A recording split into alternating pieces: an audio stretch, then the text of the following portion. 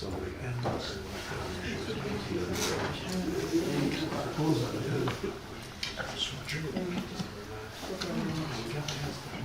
just sign in and talk to people. Yes.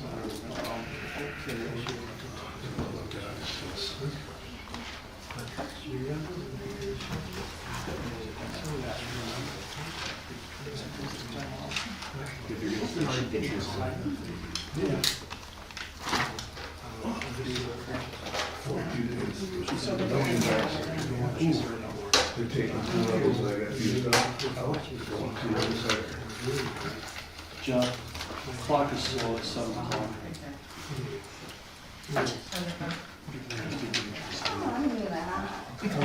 Thank you, Kelly.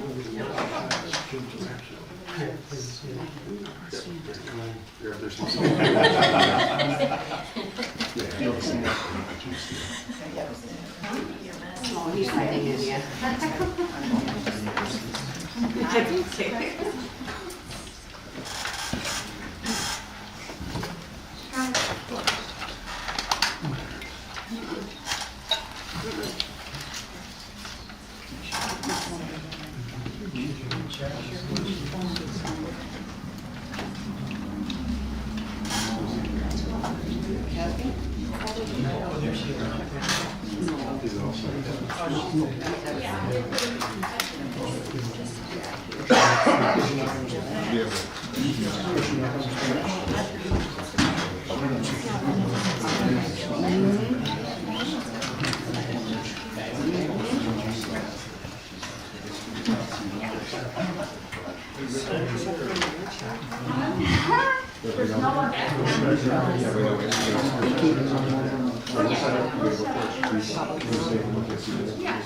We got it.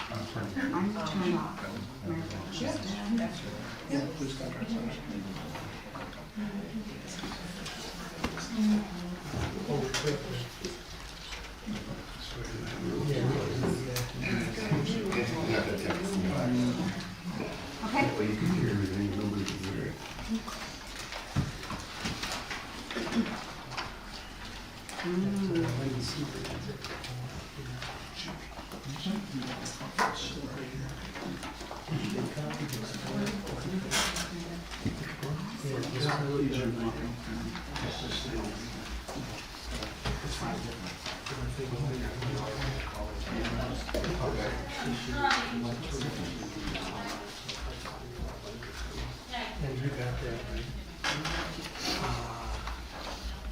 First of all, we'll see where that ends up. We can't talk about that too much. What happened? It is. Yeah. I think that probably is- Yeah, we don't have anything for in the past and stuff like that.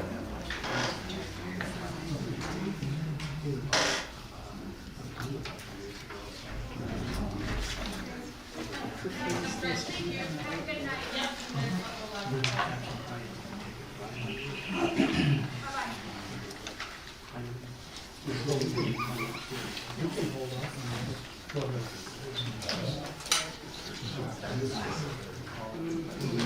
is she okay with that? Okay, we'll call this to order. Basically 7:01. Let's stand for pledge.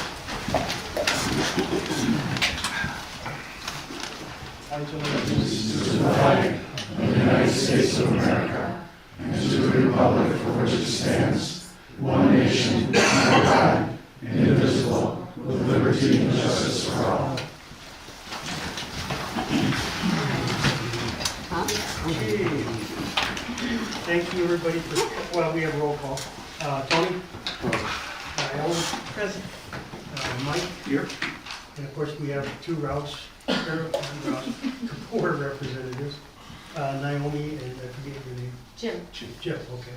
And of course, our legal, Mike Silver, myself, Jeff Goodman, Callie, our clerk, Larry, Josh, and Tracy. Present. Okay, we'll move into public comments. Feel free to get your thoughts, opinions. Keep it to a couple of minutes. Yeah, please sign in.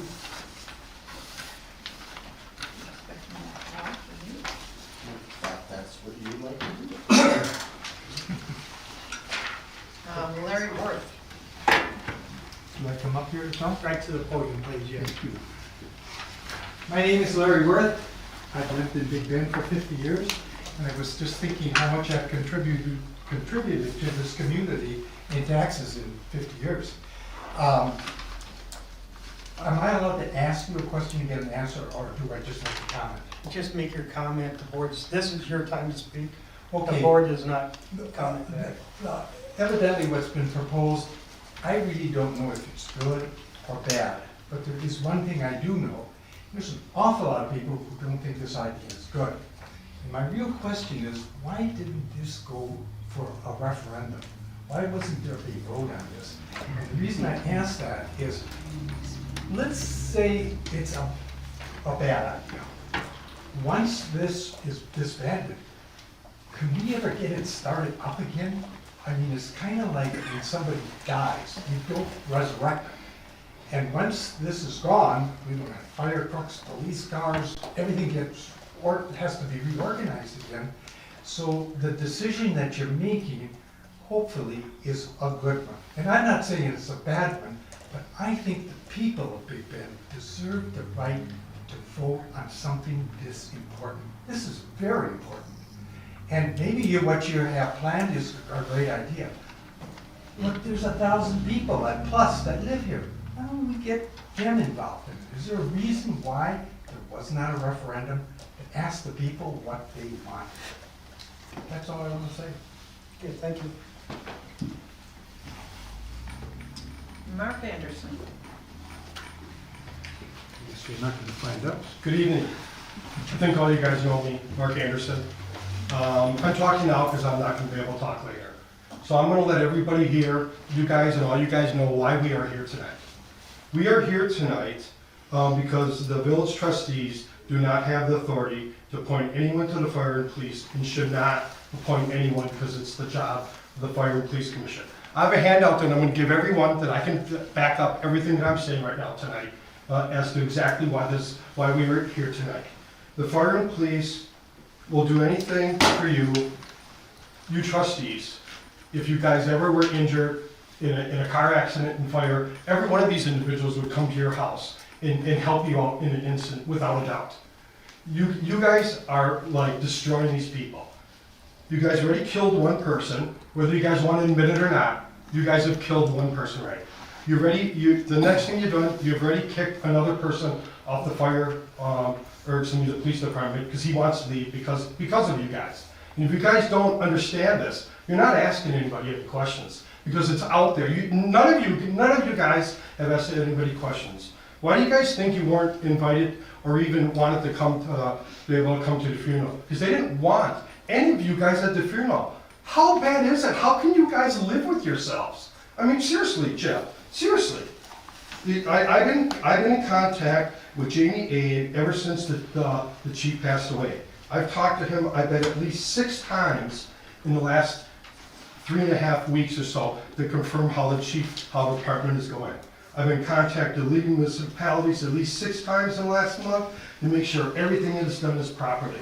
According to the information that I have printed out, I'm giving you guys, what I have done is proper, what Jeff Goodman, the village president, has not. He has stepped in and tried to do things that he shouldn't be doing, and the state statute clearly states it.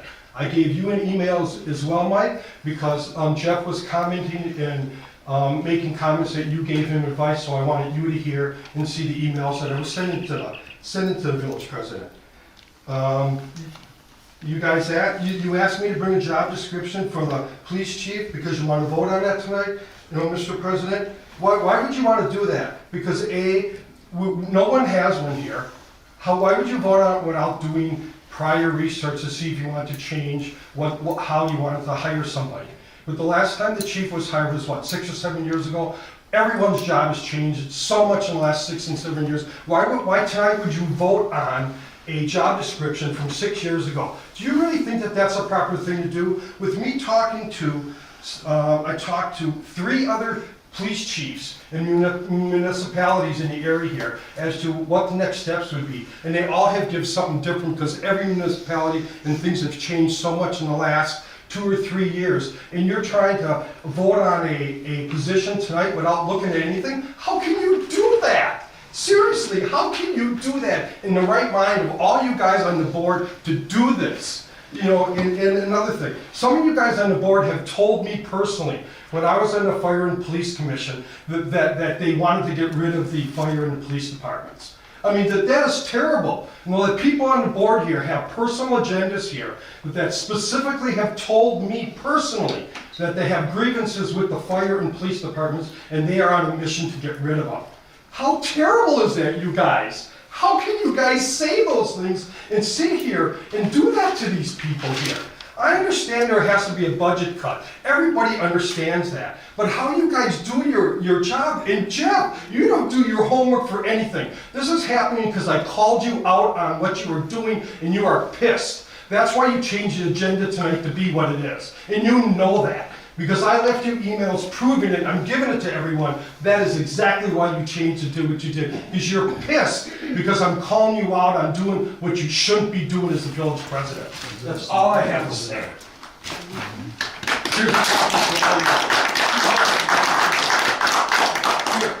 Here's a copy for all you guys.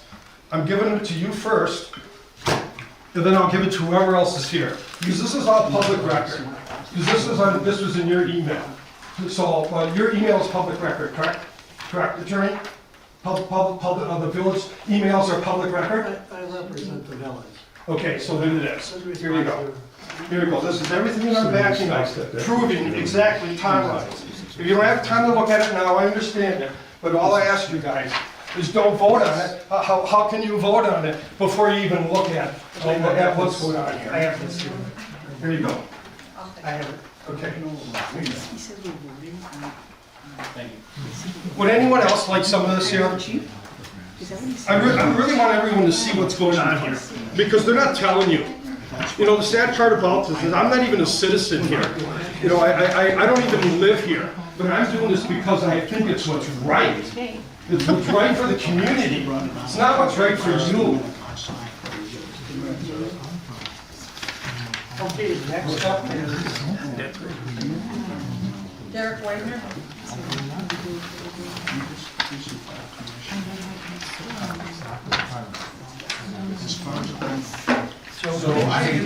Joe, do we have anybody else? Joe, Nobody else signed up. is anybody else back there? Nobody's signed up in the hallway. But in the, Not to my knowledge. Unless it's not there.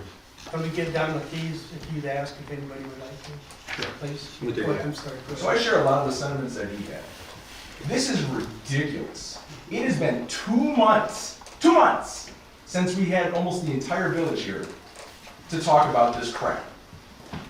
I don't understand what the problem is and why certain people on this board have an agenda or whatever their problem is with the Village of Big Bend Safety Services. What's the problem?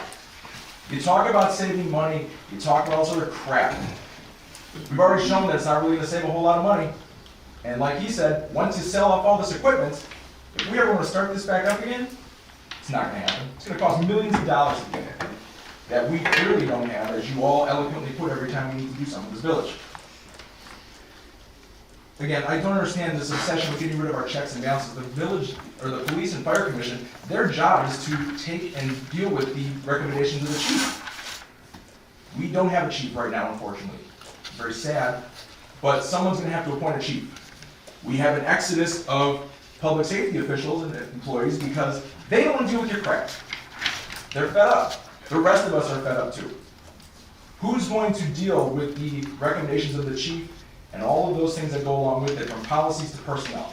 It's not you. It's not you. That's not what the statute says. That's not your job. You're not elected to do that.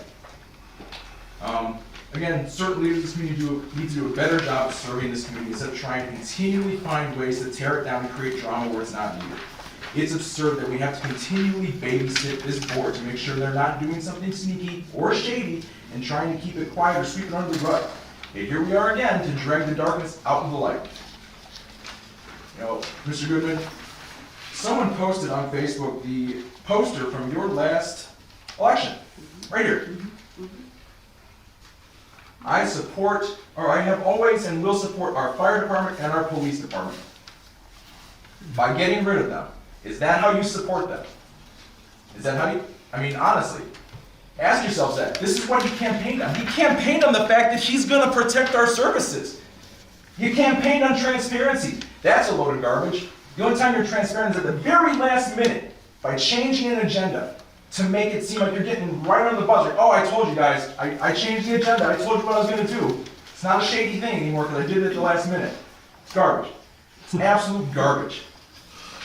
I really hope, it is my sincere hope, that in the next election cycle, this village puts forth quality candidates who give a crap about the rest of us who live and work in this community.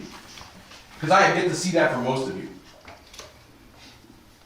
I live here, we live here, we pay taxes, we deserve to have a safe and productive village.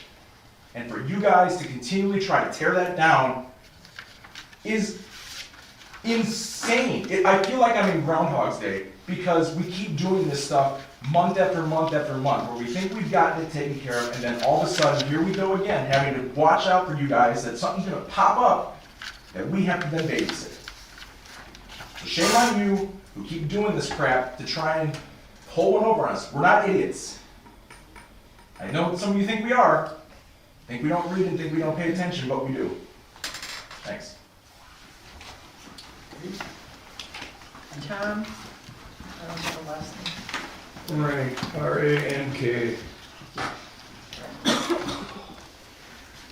Takes a You little want bit. to, if you want to stand back there, that's okay, Tom. No, I'll stand right up here in front. Okay. It takes me a little bit. I'm 42 days away from having back surgery again. I'm here, you guys want to balance the budget. I understand public safety is more important than giving somebody in the DPW a 10% pay raise every year. Why you give him 10% pay raises and you give the police and fire department 6-point-some% over 2 years? How? What does he do? His patch jobs are horrible. The last snowfall, the only municipality around here, the only municipality that did nothing, didn't solve, didn't plow, was our DPW, Eric. Did nothing. Because why? Oh, it's a Saturday. It's beyond my 40-hour work week. I don't come in and salt. He doesn't salt on Sundays. He doesn't plow. Washoe County came through here, salted and plowed, dropped the plow here on 164 NES. Or 164 now, right here, going through the intersection. Where's our DPW? Sitting at his home, doing nothing. He drives around in an old squad car. The gas is paid for. What's his excuse? I didn't have money for gas? I couldn't get here? He wants, the big thing he had to get that wheel loader, right? Give me that wheel loader, he says, and we don't need a new truck. Get him the wheel loader. What do we have? We got a new damn truck. Why? Because he doesn't know how to do maintenance. He wants to get somebody here to do maintenance for him. The village of Big Bend used to have its own wood chipper. He didn't like it. Where did that go? Where's the old wood chipper? Now we've got a company coming in here costing the village more money to come in here and do something that's his job.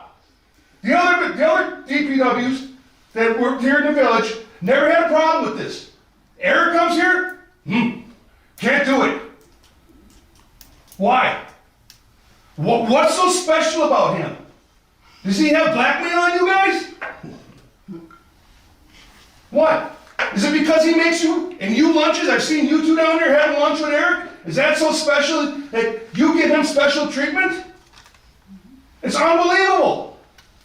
The way he can walk through this village and bully people and tell people who come to want to volunteer for National Night Out, and he comes up to our late chief. Great man, unlike you, Mr. Goodman. Great man. He goes to the chief and goes, if I come down there this past July and help set up the tents for National Night Out, he's going to pull his help. Really? You guys are just, I don't know how you guys can look yourself in the mirror. I honestly don't know. I mean, what the hell's so special about this? The village wants to keep its fire department and its police department.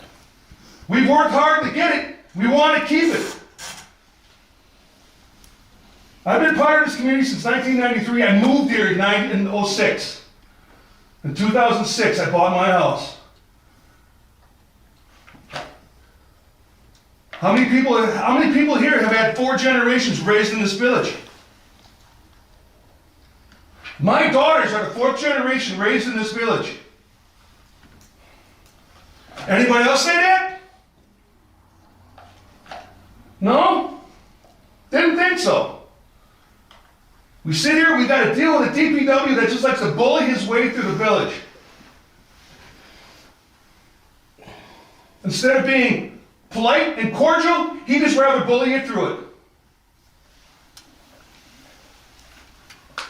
You guys, I don't know how you guys can even look yourself in the mirror and call yourself a decent standing individual. Because I can't even call you a standing person anymore. That's it. You guys are just horrible. Absolutely horrible. You want to save the village money? Don't give him 10% raises every year. Why does he deserve $70,000 a year? For doing what? Okay, thanks, Tom. Anybody else? Any other comments? Scumbag losers. Nobody back there? Joe? Sitting here, nobody sucking on Okay. here. Anybody else? Feel free.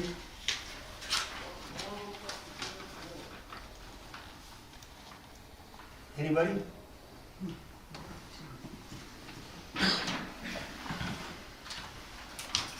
Last call?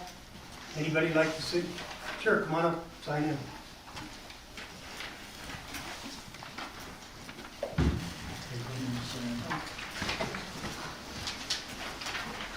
My question is, 1 second. Just sign in quick. Appreciate it. Thank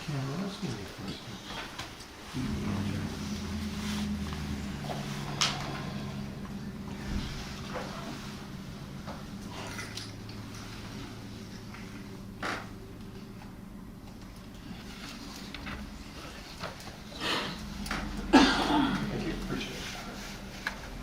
I'll just say your name then for the record. my name's Will Clark. You've heard from me before. I'm just curious as to the amendment. And I don't know where that's coming from or what that's supposed to be doing. Is that putting you, Jeff, in charge of the fire department and the police department? I know you don't want to answer that, but I believe that's what it is. It's a power play. And it's wrong. There should be other people making decisions like they've been for years. And I don't know if this is just a way to sneak in and get rid of the department in your own sneaky way. And like it was brought up before, what you ran on, everybody has seen it. If what you put down, if what you stand for. You don't stand for any of it.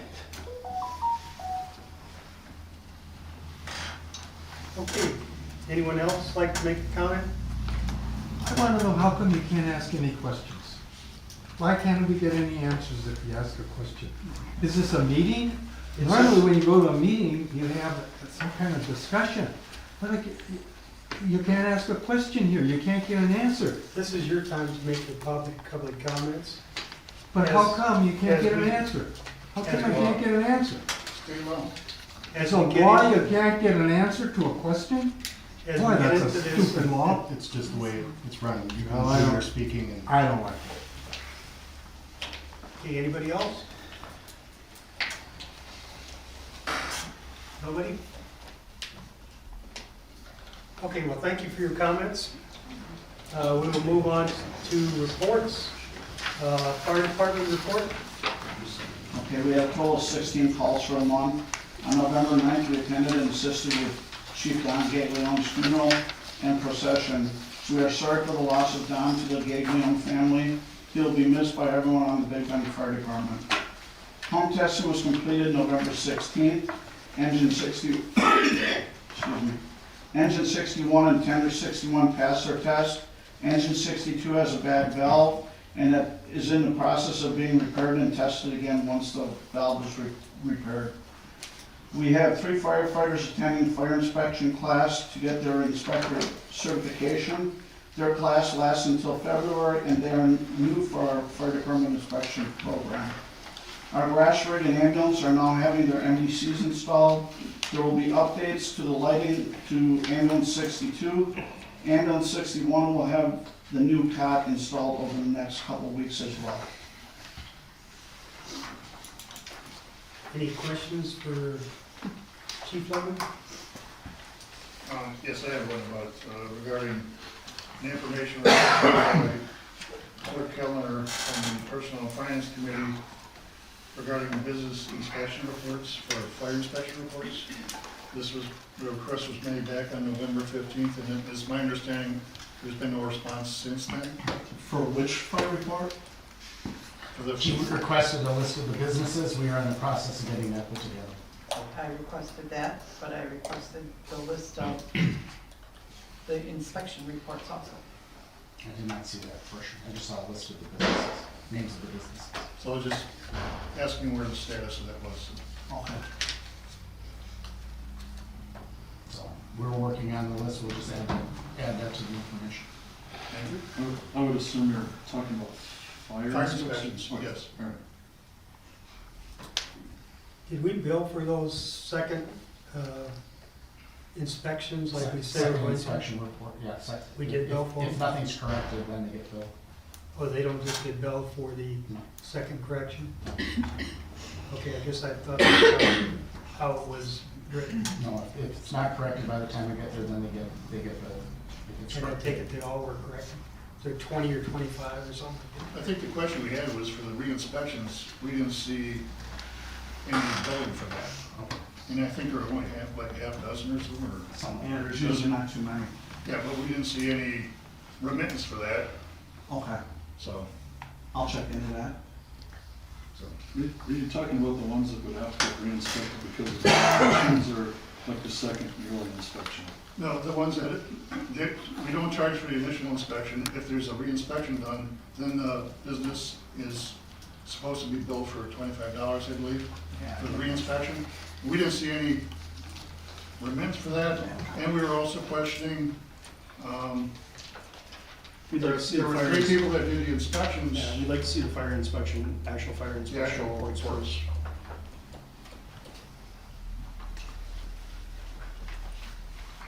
Anything else? Was there money coming in from it last year? Were I there don't funds think coming they've from- ever billed anything, have you? No, not. So last year you didn't charge for the second inspection? If everything was corrected, we would charge. Okay. Yeah, if we went back and they had a violation, I would charge. I never none last year. Is that the way that reads though, or does it just read that if it's re-inspected, they get billed?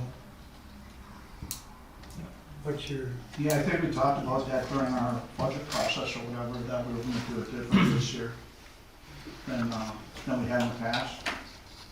So, If they failed inspection, you gotta come back, then that's where they get billed $25 more. yes. And our question overall, besides that, was we paid over $3,000 for fire inspections, and we had questions regarding those. As far as who was done, who did them. The village doesn't pay for The that. village doesn't pay anything for fire inspections. That's covered under our 2% dues. That was not my understanding. it is, I mean, they get We get some kind of fund. for Yeah, we that. get last year we got $7,100 and some odd dollars, For our 2% dues that comes from the state. and that covers the cost for our fire inspections. I think the big question was the re-inspections and how that was gonna be handled. And I think it's written that they're to be charged for, and this is what you guys, the fire commission put together, not us. So, And are the businesses notified that they'll be charged for a second inspection? If they failed an inspection. Yeah, yeah. They should be. I don't know how Bill's handling it right now. Yeah, they should be if, Do you if get they're gonna get copies? charged, they should be notified before. Do you get copies of inspection, or is that just Yeah, something? we got I mean, the stack of reports you're gonna be getting is gonna be fed. Okay. Yeah. They're all paper copies right now, we're in Do the you- process. do you with the see new 'em? Or do you see them, or just go off of what? Only if there's a problem business in the community. Yeah, Bill handles all the inspections. Okay, library report, Carla cannot make it, she's down with the Santa Claus program tonight, which we appreciate for the village. So the report is there for you to read. Police department, Jim? For November, we had 1 fraud / ID theft, 2 dumpings, 74 traffic stops, 71 citations. Of those citations, 50 were on 164, 10 on Edgewood, 2 non-traffic citations, 287 calls for service, 105 business, house, extra roll checks, 8 accidents, traffic accidents, and 7 EMS and fire calls. So far this year, 309, in between there's some calls to go for you guys to read over at your leisure. Salvage vehicle inspections for the year so far, 309. Revenue so far earned 26,565, and assisting other agencies with 7 hours and 36 minutes this past month. Any questions there? I appreciate you stepping up as next in charge and trying to hold the department together. It'll be coming up in a little while as far as your resignation. Any thought on what's gonna happen to salvage vehicle? I have to contact the state patrol to see if somebody else can, if they're gonna have run another class, get somebody else trained up in there. And their timeline is what we'll have to deal with as far as that goes. I don't know how many classes they run a year. I know for a while, it had been a long time, years between when they had done classes. Right, when you got certified, it was a long period. Yeah, it was like 4 years, I think, that we had been asking, and then finally, well then, we had a previous one, and then when he retired, they ran another one for us to get me through along with a bunch of troopers. So, yeah, I'll be in contact with the state patrol regarding that. Okay. Thank you for everything. Thank you. Thank you, Jamie. Okay, we'll move on to Public Works. Good evening. We got 12 area plot sales this month, which is pretty much an all-time record for us. We've got 10 on the area to expand, so we're taking down some trees that are dead and diseased. We're trying to bump some cemetery plots to the north. We're hoping to get maybe 50 or 60 out of the Jacoby section. We've shut down the cemetery right now for foundations and stuff like that. Closes on November 15th, resumes on April 15th. We did some massive repairs on the road, on the salt and wind plow on truck 7. And contrary to what the gentleman before said, We were out, we got the time cards to prove it. The guys put in a flower bed up front, took down several trees at the Rome Cemetery, replaced a salt barrel. Up at the Big Bend Elementary, all this, we always do. We had some trees come down the right away in the bike trail. One of our public works commissioners gave me a call on that. We replaced several street lights or lights in the park and streets and poles. We've been having some problems up at the cemetery with trespassing and illegal dumping.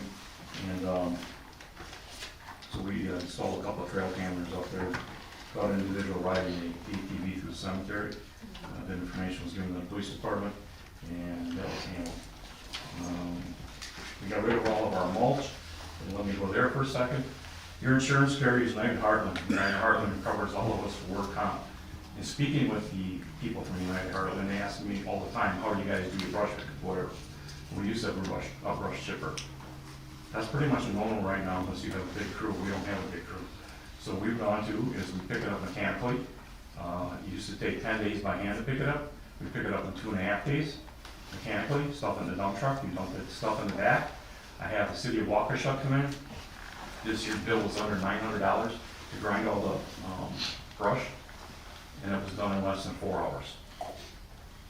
Better quality. We don't have any injury to anybody. Standing out on the road with a brush chipper is not one of the smartest things in the world to do. They said our system is great. We don't have to maintain a chipper.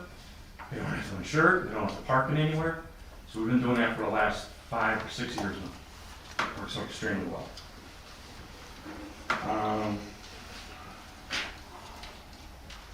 We've got done with all the grass cutting and everything. We've been closed on the 2nd of December. We had some individuals riding horses on our bike trail, rec trail. Got a bunch of calls on horse droppings and stuff, new signs of order. When I signed the lease with We Energies, horses were excluded from that. No horses supposed to be on there, so that we're enforcing that. Any problems with that with the police department. Put up some new signs at Mulberry, Adcourt, Guthrie, Vernon Lane. The eliminators up here, taken care of. We moved the Christmas decorations up here. Do the winterizing of the system. We had 2 residences when we did the brush pickup that I run the skid loader and I damaged the turf. They were taken care of. Both residents were extremely happy after we pulled everything out and the grass is going. We do have an issue. I'm going to be contacting the area game warden tomorrow. Had 2 people walking dogs, and both of those people have had, actually had a today, were accosted by coyotes trying to attack their pets. So I'm going to talk to Blaine's there, the area warden, see what our remedy is as a village can be. Whereabouts? They're behind my house all the time. Yeah, it's down here. We got them. We had a couple in the parking lot the other day too. So nothing that way, but it's in the back here.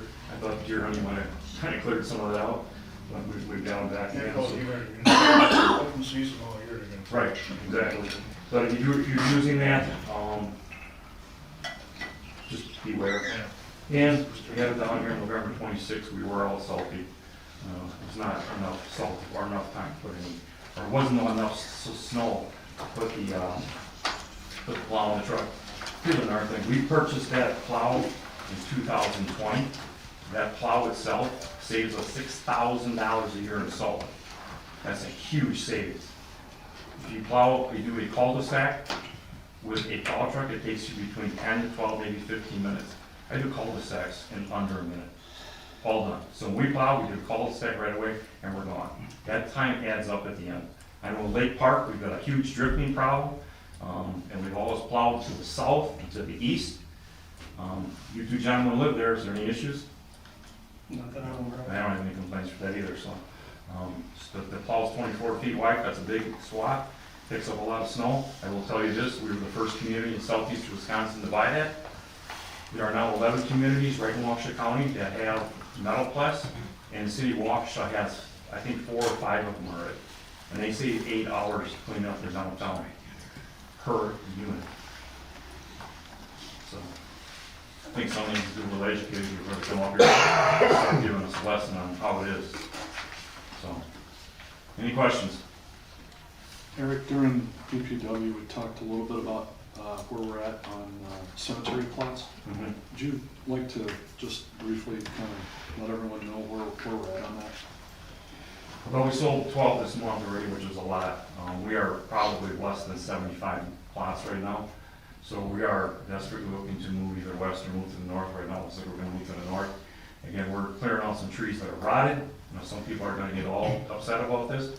We got pictures, they're rotted, they're box sellers, they gotta come down. And we're hoping we can get anywhere between 2 to 5 extra spaces on the end of each of those rows. I'll bring that back to you, board here before we do that. It's something that we need to start now and start moving forward with, because we're gonna be in trouble if we don't start pretty soon. Other than that, do you have any further expansion plans, or are we starting to plan?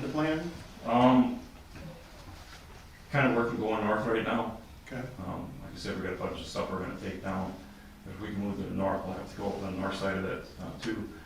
A cemetery planner would be the awesome way to go. I don't know if we can afford it, but I think it's something, an option we better look at.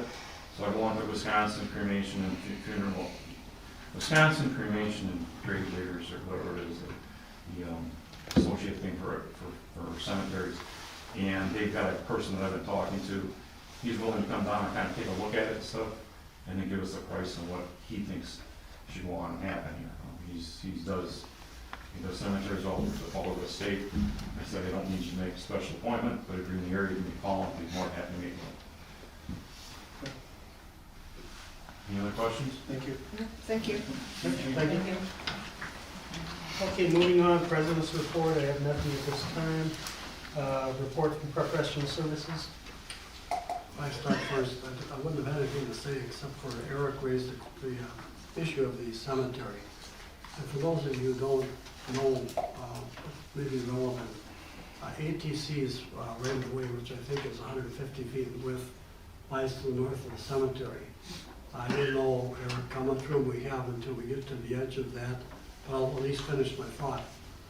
Off and on, and we've been here for 40-some years, but in the village, the issue comes up about, can we go into the ATC right of way?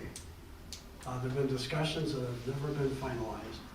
ATC takes the position that in emergency situations, they have to have unfettered access to their lines to restore electricity to lots of people. We've tried to find some common ground. The last time was probably 3 or 4 years ago. And the discussions never were completed. So right now, I think it would be fair to say that ATC takes a position that we cannot intrude at all in their easement area. And I did try to, about 5 years ago when that issue came up, find an expert who could advise us as to whether ATC's concerns are fully legitimate, that they need unfettered access in an emergency situation, a tornado comes through, whatever. And I couldn't find anybody. ATC has relationships with all of the people who would otherwise be experts. And they end up down in Texas talking to some fellow there who would charge us $5,000 to look at the situation and to give us an opinion. And that point, we didn't go any further. His opinion well could have been inconsistent with what we would want it to be. But I just want you all to understand the concern there. And I guess at some point in the future, that we have to face that issue. My question for Eric is, how much space do we have left, Eric, before we reach the edge of that 150-foot easement?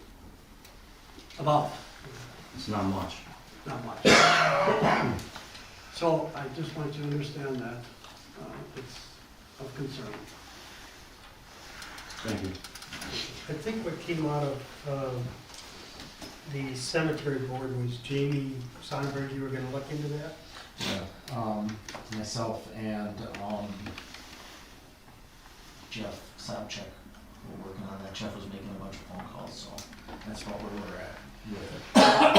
No, We really have to be a lot ahead, as I reported the last meeting. Thank you.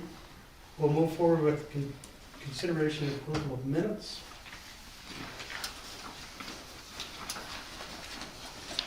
Need a motion to, I'll make a motion to dispense with the reading of the minutes for the second. all in favor? Aye.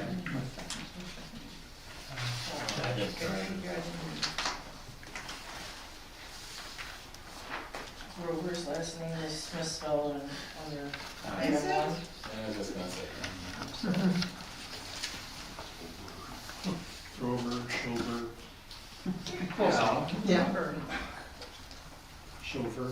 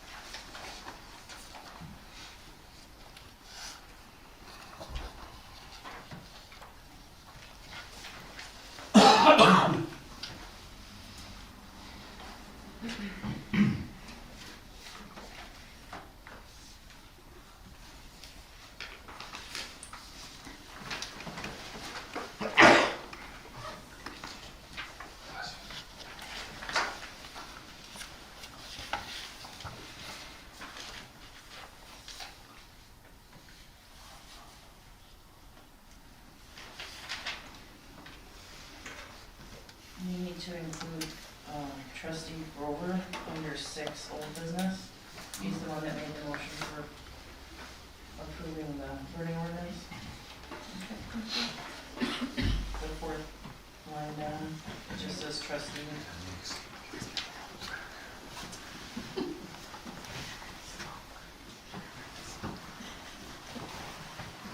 Second.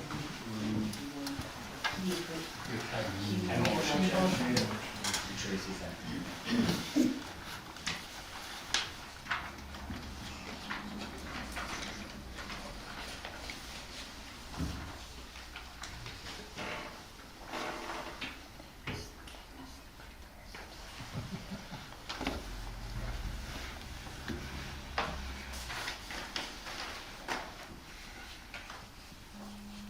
Make a motion to approve the minutes as amended. One second. All in favor? Aye. Abstain. Okay, we will move into approval of bills, discussion, consideration, approval of bills in the amount of $166,232.16. I'll second that motion. All in favor? Aye. Okay, we're gonna do 6, and then we're gonna move down after that to the Kapur contract, so you folks can leave if you want, or if you'd like to stick around, that's fine too. It's actually our company Christmas party Oh, there you go, yeah. tonight. We know where we're headed. And this is all this discussion of the landfill site. Kapur will present a summary of status of landfill, the Wisconsin DNR project case, and the items to be addressed, and the potential strategies to move this project forward. Strategies. Thank you. Naomi Rauch, we're an associate, been serving as village engineer for our last 3 years, roughly. I appreciate this item being on the agenda. It's the old Vernon landfill site has come up several times in discussion. And there's some hesitancy of what we know about the site, the village's role in the site. The village was listed as a responsible party a couple of years ago, and the DNR had made some requests. And so as part of that discussion, I offered to have Jim Bannatyne here with me. He is the head of our environmental department. He's got many years' experience working in Wisconsin with the DNR on similar issues. I've asked him to look at the information that I had available, information that DNR has available, to kind of summarize what we know of the site, what possible questions we may ask of DNR and the village's role, and kind of give you an idea of maybe questions that should be asked or things that the village might be interested in learning more about. And that Kapur can obviously assist with, should the village see that as a route forward to being more comfortable with the site. So this is Jim Banting, and I will let him kind of give you a summary of what he's learned about the site, where he thinks, what questions maybe we need to ask, and I'll let him talk. Thanks. If anybody has any questions, please jump in, because I'm actually here to try to help you understand it as opposed to me talking. The thing that catches my eye with the landfill project is it was reported to the DNR back in 2000, and the report was talking about a black tarry substance that was found underground, and the DNR wrote a letter that said this needs to be investigated and cleaned up. That's kind of odd because it's in a landfill. We take our waste material and we put it in a landfill, so the fact that you would find something in a landfill that's, a little unappealing is perfectly normal. So really one of the issues I think that needs to get resolved with this landfill is that the DNR has a number of different programs. So the letters and the correspondence that I've seen so far deal with the regulatory criteria is this NR 700, which is called the Remediation and Redevelopment Program. And it's about clean up of spills. So if you have a gas station or a dry cleaner or a chemical factory and you leak something into the ground, the DNR says you're obligated to come and clean it up. Well, when we clean these things up, a lot of times we'll take that contaminated soil and we'll haul it into a landfill. So how are you going to clean up a landfill? You're not going to dig it up and take it to another landfill, right?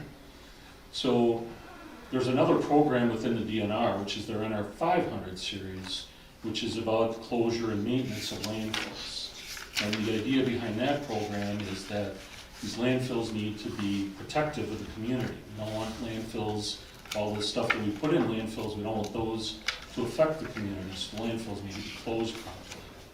So I think what a consideration for this project would be some sort of communication with the DNR to talk about what program this landfill should be under. Right now, it seems to be under NR 700, and I don't think that's the right program, and I think that's part of the reason why there's been some maybe lack of traction for how to deal with this. The NR 500 series, the landfill closure maintenance program, they talk about three basic things in dealing with the landfill. They want to know that the top of the landfill is protected so that if people are occupying that land or going over it, that they're protected. They want to know that the area underneath is protected so that it's not leaking into the groundwater and allowing that to spread out. And then they want to know that that there isn't any gases or vapors that can go into people's homes or residences and things. So the simple concept of the closure plan of a landfill is an assessment and any necessary repair to the top of the landfill, the bottom of the landfill that's going to water, and any of the potential gas migration pathways. So I think that's the overall sort of concept that I think would be, that you might want to consider for that project. Now, is that for your everyday landfills? There are reported hazardous waste in this landfill. So I'm not aware. Does that change your outlook on what we should be doing?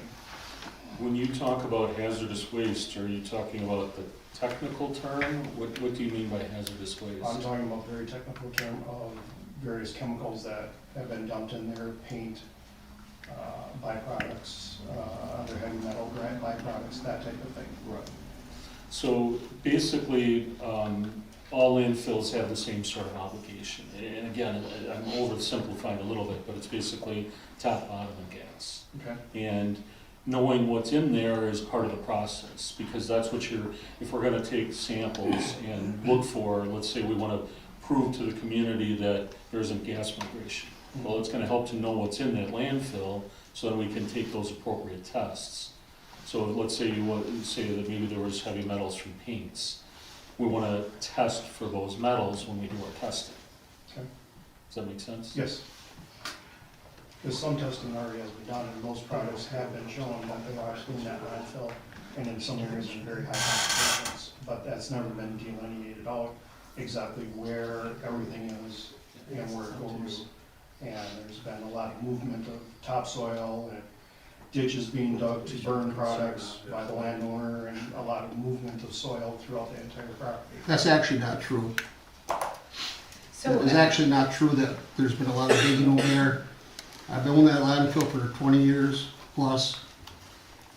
So, Mr. Monzel is totally wrong.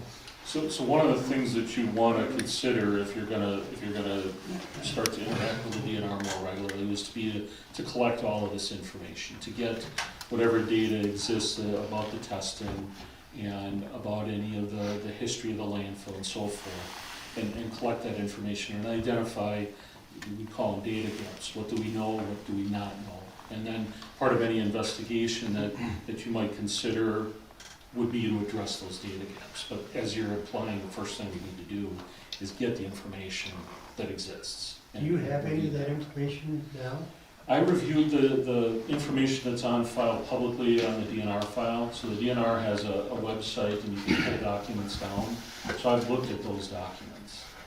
And Jamin and Greg, do you have any other testing other than what they're talking about? We approached the village of Big Bend and the village of Vernon 3 years ago to help assist with a phase 2 environmental site assessment, and you guys basically ignored us. I brought it up for at least 5 straight meetings. I reached out to the Vernon, I reached out to Big Bend, and basically, I think if I remember right, it was, if you want us to pay for anything, you have to sue us. That was the take that the village put. His question was, do you have any sampling reports? Yes or no? Only what you have. We're trying to get more sampling reports. Okay, no, I understand. But the question was, do you have any other additional reports? And the answer is no, other than what we already got. No, the answer was what I just told you. Okay. I know there's some discussion as far as the capping on that. Mm-hmm. Is it capped, is it not capped? Do either one of you have any records of? It's recorded as capped. The DNR said it has to be proved that it's not capped. so I think this is all really good discussion. So what I had hoped by starting this and opening this up to the village is the thought that if there's some uncomfortableness and questions concerning this site, Kapur has a team that can assist. We can do that through a special task order, set a budget, set a scope on things. Maybe it's information gathering, maybe it's, reaching out to the DNR and discussing the regulatory aspects and finding out what it means to be a responsible party to the village. There's certain steps along the way. I wanted to introduce you to Jim. We can certainly talk more about it, and if there's budget available and you require some services, we can discuss scope. It can be simple, it can be more detailed. However, the village would like to proceed in order to get more comfortable with the topic, in order to make informed decisions moving forward with this site, because this site comes up a lot. Is this something that would qualify for grants or anything to help clean it up? I would guess it would be. I can do some research into that for you and see if there's any qualifications. I think the DNR might have some programs, but I'm not 100% sure about that. Let me look into that a little bit. The reason I'm also asking about this case is, I know the owner of the property would like to cap that off with blacktop and basically build storage sheds there. Would the capping stop the water, blacktop stop the water from going down into the dump and spreading whatever contaminant is there into other areas? It likely would, yes. Yeah, an impervious surface like a blacktop cap, if you think about a rainstorm, if you've got grass, the rain's going to infiltrate down into the soil. If you've got blacktop, you usually have to put in storm drains because the water sheets or runs off. So yes, that is considered one mechanism of a cap.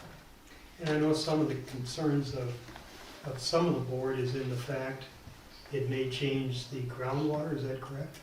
Yeah, so part of the concern on that is the hydrogeology of the area. And I don't think that anybody fully understands how groundwater is moving through there, and I would hope that would be part of the delineation remedial action study that would be done, is to gain that knowledge. And kind of like what we talked about at the last meeting when we were discussing setting a budget for something like this.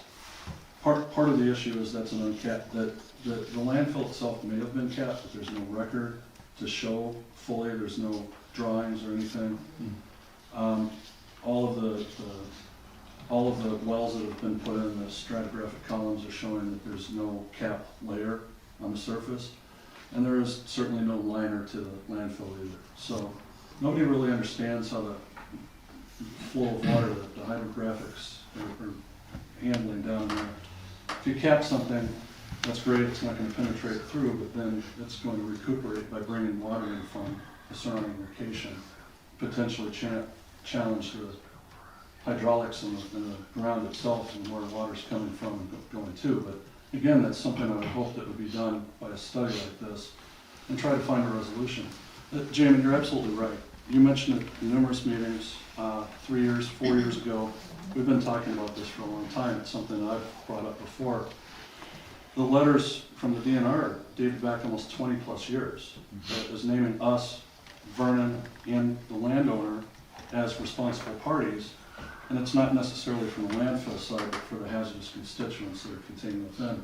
There's letters documenting all sorts of different things, little studies, but there's nothing modern that tells us delineation-wise if we have any off-site migration or anything else. So my concern is that we as a village have a level of responsibility, not only for us that are sitting in this room, but everyone else that have wells nearby, not just for Big Bend, but Vernon, and to make sure that we're protecting the public safety of everyone involved. We need to stand up and acknowledge the fact that we have been given directives by the state to handle this. And yes, there is programs available to handle grants. A lot of it might be an 80-20 split, some of it might be even better than that, but through CERCLA on a federal level, and there's also state programs that can too. The state has redacted back a lot of those programs because of budgetary constraints, but there's still federal and state level things that can happen. It's just, we need guidance through that. Nobody sitting at this table besides these two right here with Kapur would have the ability to start looking at that and managing our way through it. So my suggestion is to allow them to at least come to us with budgetary proposals and see if there's any way that we can at least get enough funds to start trying to meet our obligations. So Tony, or both of you from Kapur, EPA Superfund, is there a certain size that we have to meet to have that? There is certain criteria for Superfund, but that is underneath CERCLA, and there's other programs out there besides Superfund that can be tapped into. That's kind of almost like the last effort. That's for very high-end contaminated. Okay, so is it a grant type writing process? It is, yeah. To get there? For the most part, absolutely. The CERCLA program, I think what you're implying, and I think you're right, that we don't want to participate in that. If we end up going down CERCLA, that means that this is a significant problem. And typically the way CERCLA is the Comprehensive Environmental Response Cleanup Act, and the common term for it is Superfund. And what happens typically with that program is that the EPA will come in and they will pay for a cleanup. They'll provide emergency services, and they will turn around and start to research and sue anybody that they can find to help defray the costs of that cleanup. So they come in and take care of an immediate emergency response, and then they go out and they find a bunch of people and bring them to the table. The data that I've looked at so far, and it's, just from what I've seen, this isn't anywhere near that scope of a problem. So, if it ends up going that way, then it's not going to be good for any of us right now. What we want to ideally have is that this is a relatively moderate contained landfill, and any work that we would be proposing to doing right now would be, or proving that this is what we hope it is, which is a contained, clean landfill that's not affecting the community. And I agree with that wholeheartedly, but there is lesser programs inside of CERCLA that can cover lesser contaminated I sites. think our better bet would be to try to find state programs rather than I federal. agree. I don't know if they do. Mr. President, if I could just interject one quick thing for your engineers. Being an old timer in the community, that dump was operated originally by the town of Vernon. The village was part of it at that time. It was closed, and I would contact the town of Vernon, or the village of Vernon, and they should have records because they're the ones who capped that way back when. They ended up hauling out a lot of material out of that facility, and they're the ones, the DPW is actually the ones who did the capping at the time. So we actually did go back through the attorneys and through shared services as well. Vernon shared all of the data that they have, and going through that, there's no record either of the cap.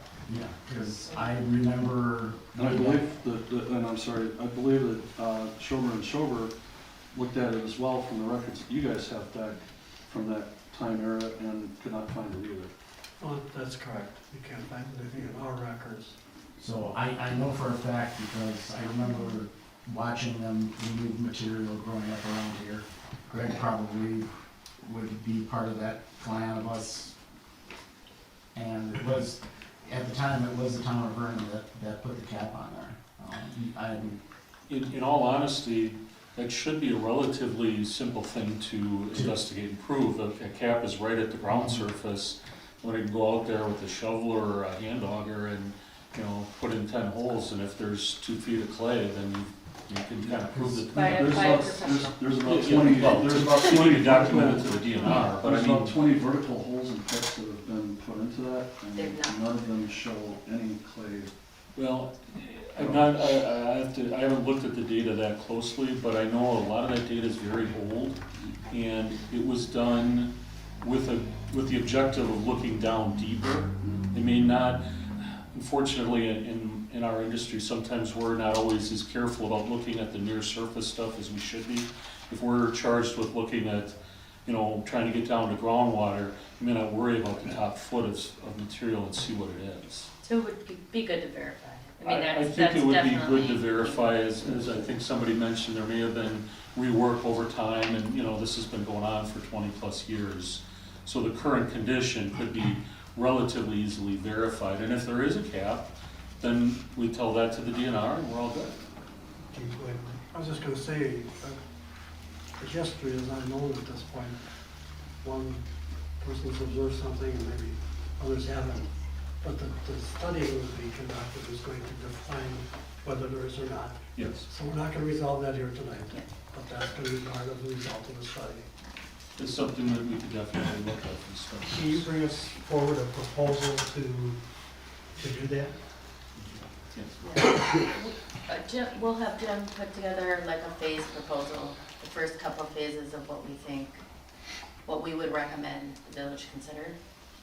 And some cost Do that, estimates. because I would like to see In a scope. this wrapped up and, if possible, a property owner use that piece of property. Excuse me, Jeff, Yeah. do we know what kind of liner's in there?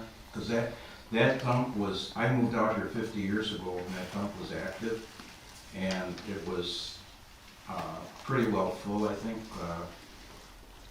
getting pretty well full at that time. So it's a pretty old dump, and that's what I was wondering if you know what kind of liners in there, what they required that thing. Correct, per the DNR conversation that we had, was it last year or the prior year about this time? They acknowledged there's no liner in the landfill. Go ahead, Mike. All right. I must have moved here about when you did, 1970. Subsequently moved a couple more times. 75. But I can remember that site also. And problematic is that I believe it was a gravel pit before that. The back had it and lived on 164 there, whatever. So again, whether there's a liner there or not, we don't know. The study's going to reveal that. I suspect that if there's a liner, it's minimal. If anything, and unfortunately, the granular material is probably a fairly coarse aggregate that was popular, called bank run, was popular used for all sorts of uses back then. And that allows contaminants to get down further into the, potentially into the groundwater. But all of that, we could guess as to what happened, and we all got our recollections, depending on how far back we go, but the study's gonna show that.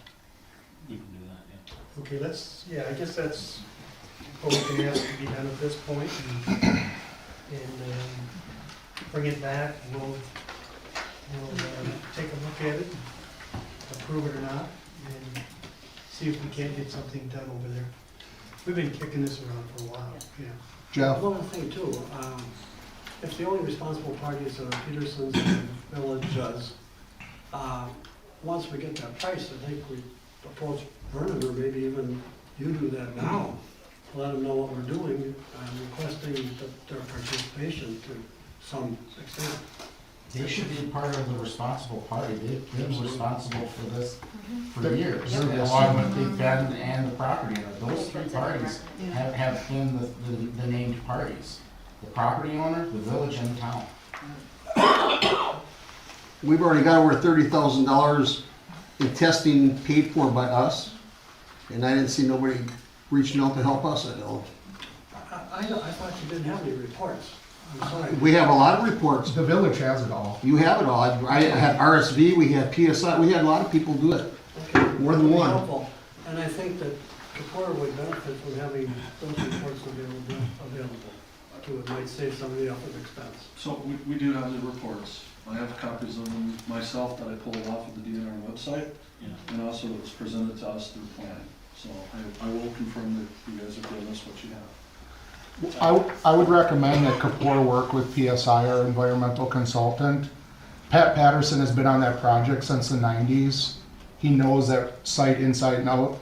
You're gonna save a ton of money talking to him instead of Kapur starting from scratch. I would suggest, not that the information might not be valuable, but I would suggest that the evaluation be an independent evaluation, and not that there be some requirement that some third-party engineering company work with Kapur. I'd like to see it totally independent. I agree. We'll put that proposal together and then we can move forward. So we can get something accomplished. We don't need to take any action on that, do we? No. Thank you. Thanks for your time. Okay, let's move forward so now we can get to our Christmas present. Okay, so we're gonna jump over here to 7F, discussion and consideration of possible approval of Kapur contract. I don't know if anybody on the board has had a chance to review this.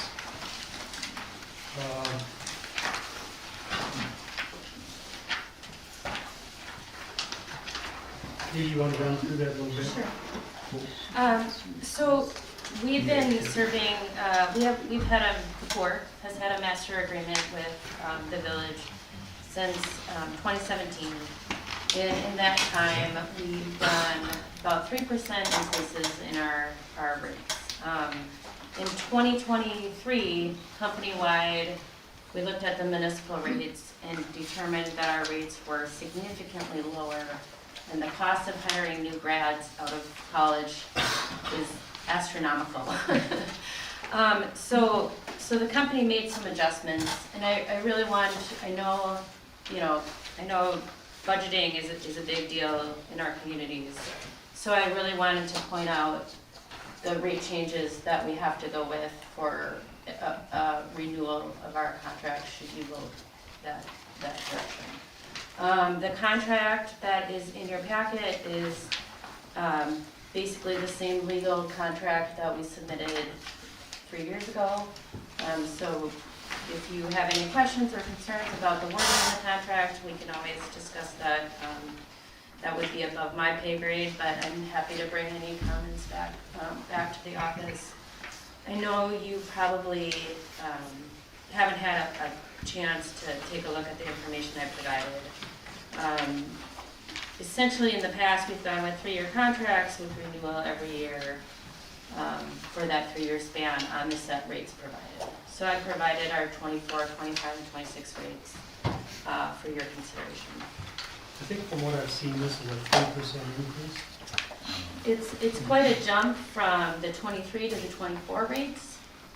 And then from 24 to 25, it's 3%. From 25 to 26, it's 3%. So I included last contract rates in your packet for comparison. So I see Tony's gonna get a percentage here for No, I us. already ran through and did most of them.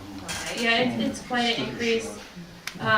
We've gone through this process with 2 other communities that I work with in southeast Wisconsin. Both communities decided to go out for request for proposals and consider other firms and compare rates. We're comparable with those other firms, R.A. Smith, Rupert Melke, both.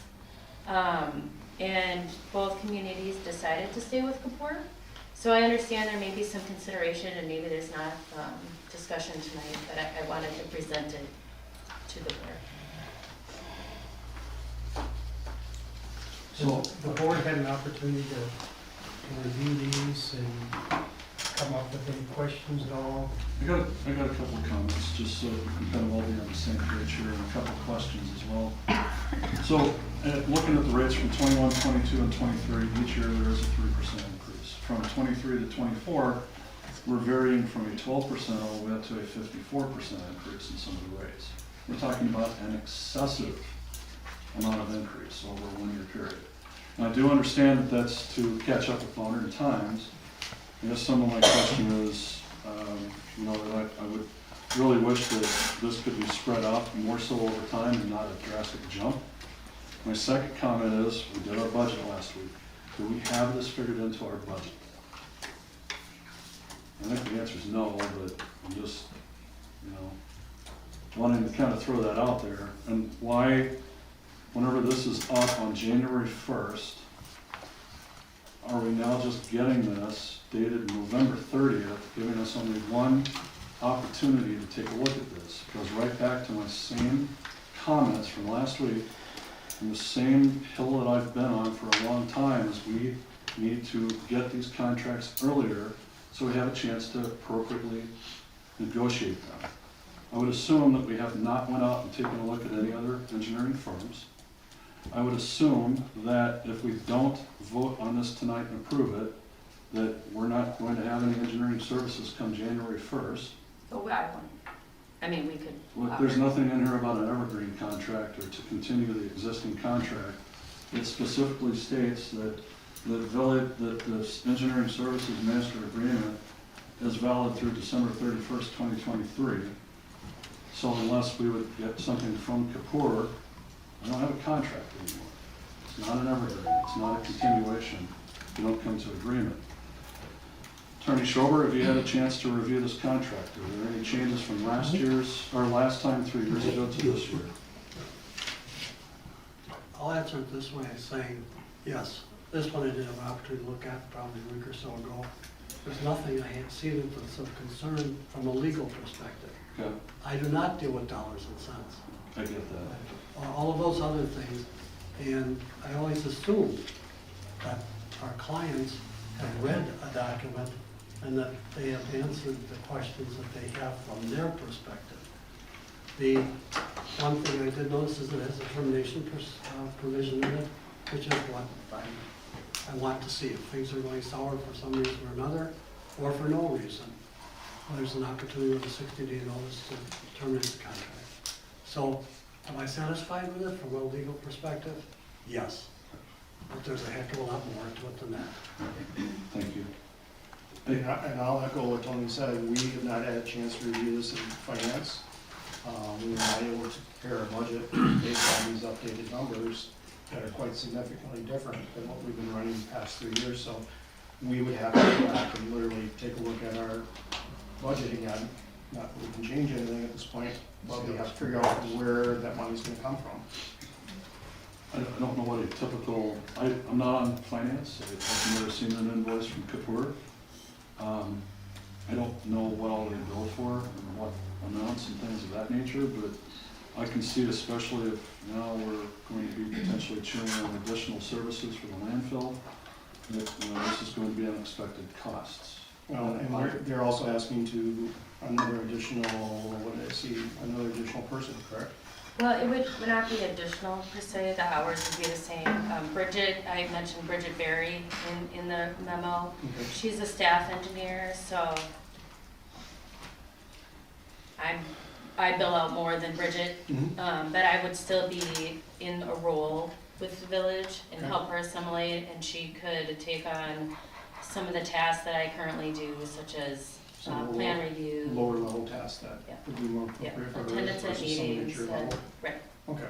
Yeah, that's why I want to bring her in and, help out the village in that way So too. some ways that, having Bridget come in on those dates could actually save us a little bit of money. Yes. Versus going out at your own. And she's got some years' experience. I wouldn't be MIA by any means. No.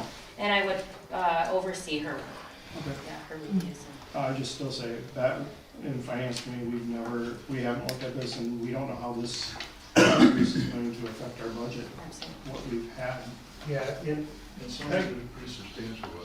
I agree, we need to give everybody a chance to review this, put out additional bids for this. But what we need from Kapur is something to say that they will continue. I can talk to those above me and put together a documentation, maybe to hold our 23 rates for X amount of time for this process. I think it would be good for us to digest it. I'll say two things. First of all, I deal with a lot of different engineering groups, and Josh, you might be able to echo this too, or contradict me as well, but these rates are not out of the ordinary for this type of service. It is sticker shock to us because of the drastic increase between the last contract and this particular year before we float back to the 3% CPI increase. The other thing that I will say is that I am satisfied with Kapur's services. This is not, I don't think, an evaluation of their work or what they've been able to do or any criticisms thereof. This is more so just looking straight at the contract and at the rates. I understand. Would you like to make a motion to table this then? I'll make the motion to table the contract with Kapur until we can review it further. I'll second it. Any other comments? Okay, all in favor? Aye.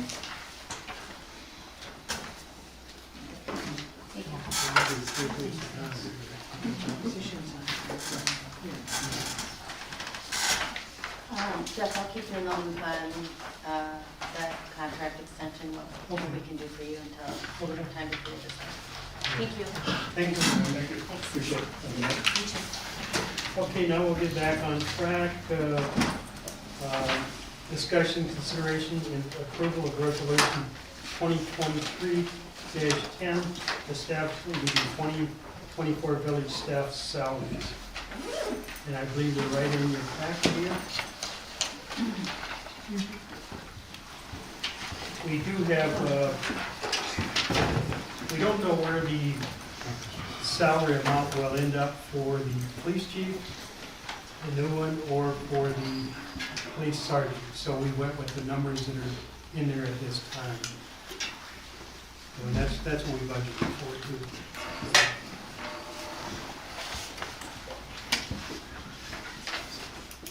Any questions? So I guess until those are negotiated out, and however we go through the process of designating the new police chief and sergeant as well, do we need to put any nomenclature in here that this is not the final salaries, this is just budgetaries for those two line items? That's basically what it is, yes. Well, not the way that it's written. I don't want to, it's maybe a little nitpicky on the way that it's worded, but I also don't want us to be stuck with something either. Any thoughts on that? I'm not sure if that much a role in the budget. I mean, generically, we think that uncertainties are covered by amounts that are put into a contingency fund. And I mean, I have nothing to do with budget, but I don't know if you have a contingency fund and if you have put enough into it to cover the uncertainty items. Well, even beyond if we have that or not, which I don't think we do, but it states in here that we're formally approving salaries for the village department heads and staff. And because those are yet to be negotiated with whomever would be coming in to take those positions, this is stating that that's how much we're going to pay. That's not more, but the exact amount. That's the way it's written. I understand that we do have to negotiate, and we go up, we go down, and they stay exactly the same, but it's the way it's written, that's telling me that that's the salary we're gonna pay. I don't know if we need to put an addendum clause or something in that to cover that. We want to take that number out of the budget, or out of the approving of this, and I don't think we can put a basically, TVA in there. We need to have this, at least for budgetary purposes, but established salaries and hourly wages is different than budgetary. And right now, this is resolution establishing staff salaries for the 2024 budget year. That's the way Weren't it is. these dollar amounts already brought forward with what they proposed and we approved?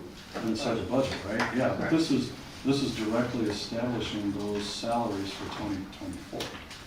This is not budgetary means, this is saying this is how much we're going to pay each individual.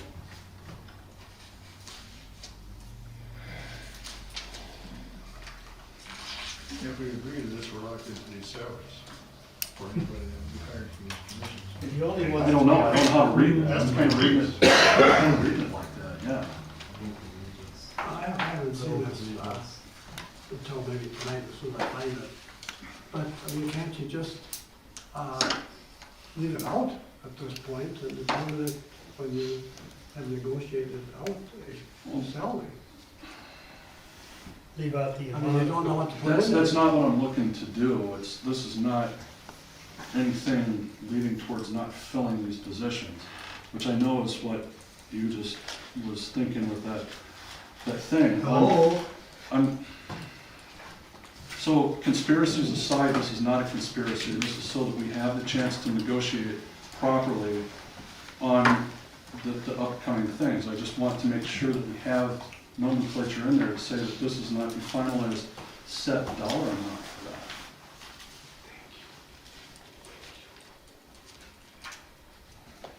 If it says something like to be determined, I guess I'm you don't know what it looking for is. advice. I don't know. So is it to be determined? I'd suggest just leave it out, and if it be TBD, and that leaves you wide open to negotiate. You haven't really set any specific amount. I didn't know about that issue, but it seems to be a common sense approach to me. Well, however it's gonna be worded so that we have the ability to know that we already have, Tracy, right, you kind of mentioned it, we already have the budget for it. Yeah, so. The money's They there. already budgeted for that much. Yeah. Well, we shouldn't be Right. saying, when we have yet to hire these two positions, we have to have the room to negotiate it. We shouldn't have those numbers fixed at this point. You're not gonna hire In a a police document, chief that's a resolution. that doesn't have the tenure that Chief Gaglione had and pay him the same salary that Because this says we're gonna start a chief at that, So- make $8,000. So for instance, like right now, if we were to hire another Department of Public Works laborer, it's $18 per hour. That's what we have published. I'm assuming that that's what we would be having to go with if we would hire that individual. Right? Yeah. So that would be the same for village clerk treasurer or police clerk or, for fire calls for that matter. Whatever we establish on here is what we pay for next year. So, TBD, attorney, would that be shorter? I think that's fine. I think it's fine. It's a wide open, whoever might succeed in one of these positions, depending on their qualifications, it could be less, could be maybe even more. Sure. So to be determined, you've allocated some funds for the position, so you've covered that, and then the exact amount is to be determined. Seems to make sense to me. We've already budgeted for that amount. Yeah, the money's there, it's just, I don't think we should be committing to those salaries by this resolution. Because again, it could be higher, it could be lower, depending on what candidates and what qualifications turn out to be. So if someone does come in with his expertise, tenure, et cetera, he could be offered 80, 90. Possibly. Absolutely. But I believe we set that salary range too as we move forward in the process. So your opinion, Attorney Sherber, is to put TBD on those two items Yes, because of the uncertainty at this point? yep. Turn it once you find out who you've got for candidates and select candidates. And negotiate. So, Right, Everything else is. and the police chiefs was never finalized due to bad circumstances, and we did agree to the sergeant, but he is resigned, so it's pretty well now and null and void. We have the police contract that will be going over tonight for approval. So that has not been approved by the board yet either. Nor has it been signed. So do you want to rewrite this and bring it back? I didn't write it in the first place, and Why thought you did? if our office authored that, You guys, you got it. Oh, it was done. Okay. I wouldn't criticize anybody for the way it's prepared, it's based on the best information available. Can we not go, because we have to have this in place for everybody else by January 1st, and again, we're now right down to the wire on all this stuff, as usual. So, can we just do an amendment to this by vote and say that we would make a motion to the resolution with the changes on the two things of concern here? More than likely, we will have another. Because we've amended resolutions before we've voted and approved. Right. Smaller stuff like dates. Very and- possible we'll have another meeting before the first of the year. But to deal with this issue, it sounds like there would be a motion to approve, subject to changing the, to two areas of the chief and sergeant, to be determined, and then to modify and authorize the clerk and board president to sign them as modified. You can act on it now. Okay, any other discussion on this?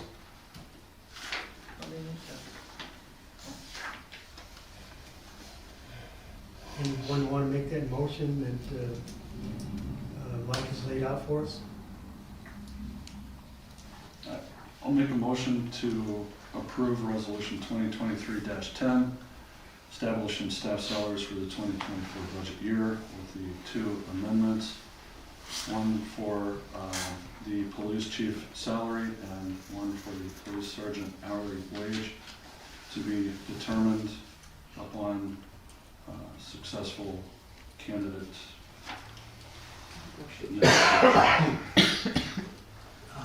And that upon making that change to the draft, the board president and clerk are authorized to sign the resolution. So moved. Second. Any other discussion? Okay, we'll call for the vote. All in favor? Aye. Opposed?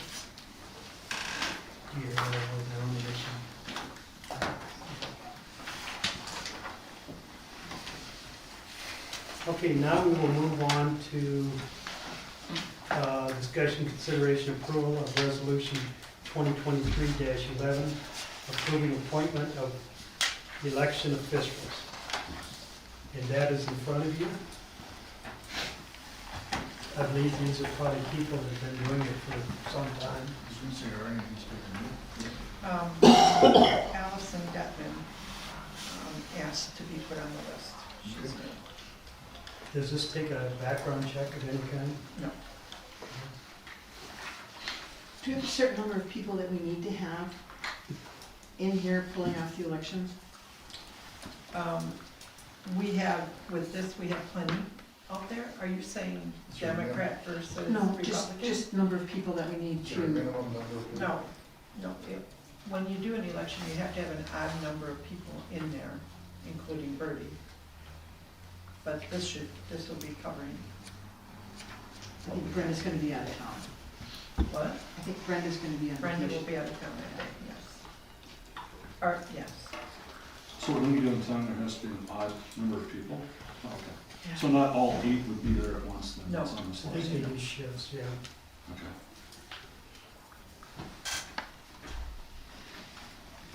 I make the motion to approve resolution 2023-11, resolution appointing election inspectors for 2024 to 2025.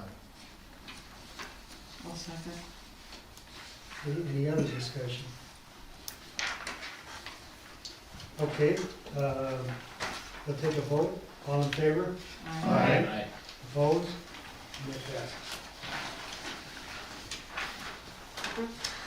Okay, and then we go into discussion, consideration, approval of proposed holiday vacation issue of DPW employee if needed to carry over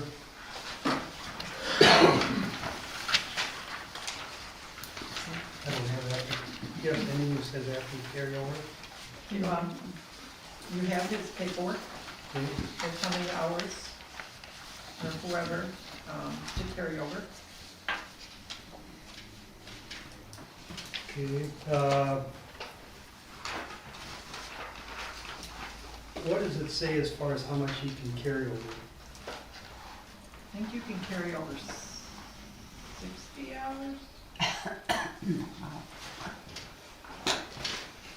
Can I ask what this is about? I'm not even sure. Every year, when like Don or Eric did not use their vacation time throughout the year, that gets carried over. Okay. So, Is it 60 or 80 hours? yeah, I'm not sure.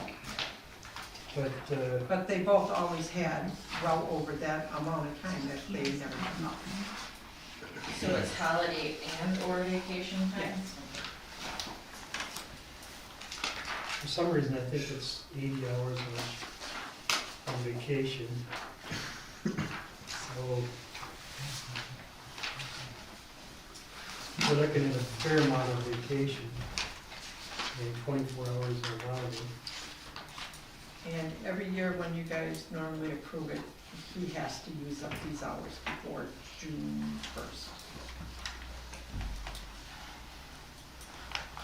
Oh, anything above 80 hours?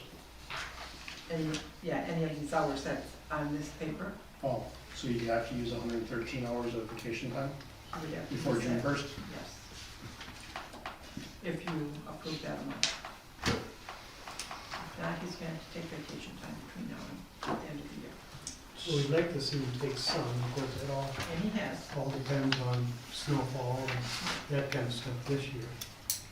So am I looking at this right, that 960 hours has been earned, like over Eric's lifetime of Yes. employment? Yes, So he's used 846, he's got 113 hours. yes. Now, is that all 113 hours from this year, from '23? Yes, because he used up from last year already. Okay. Because that gets washed off immediately when he does that. So, just as another example, I see that the employee above that has 50 hours. So that means that's going to roll over as well? She's in a different thing, so Laura never really addressed that with me. Well, even at that, she wouldn't be above the carryover. Right, she won't be above that out. And up here, up above, we will be paying out the estate of Chief Gaglione. And at some point, we will be paying, Jamie Aid also. So this would be anything over 80 hours gets paid? Oh, or like It gets needs rolled to, over? it needs, yeah, roll over if we approve it. You have to approve that we can roll everything over. Everything or anything above 80 hours? No, all of it, because then he's got 113 hours from this year that needs to be carried over. I guess I'm not understanding. If he's rolling over everything that the employee above cannot, No, I didn't say she can't. okay. I said it. Well, he'll need it before, what we've done in the past, before June or July 1st, he has to use up that 113.10 hours. All right. So the threshold for approval is 80 hours though, correct? I think it is, it could be 60, as Kelly said. Okay, so let me ask you this. Since we have so much doubt in what these established amounts are and how we need to go through the process, and you say that we're going to have another meeting before the end of the year, We're probably gonna need to, yes. I'd really like to table this until we know for sure what the heck we're, I don't, Do you have a vote in there at all? I don't feel comfortable in going, well, yeah, maybe based upon this, but it might be that, and I'm not sure. if it- Okay. I just don't wanna like, I'm tired of getting yelled at because we're doing things that frankly we're I hate to say it without using a bad word here. Numbers we need to. Yeah, Okay. it involves half, and then it involves another word that I don't necessarily want to say sitting here, but I Okay, think everybody understands. that's where I'm very fine, so if you wanna make a motion to table it, I'll make a motion to table. I'll second. any other discussion? All in favor? Aye. Opposed?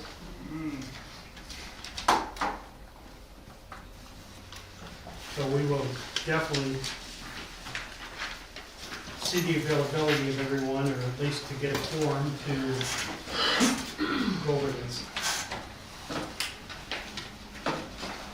My apologies, Mr. Peterson, we'll get this taken care of.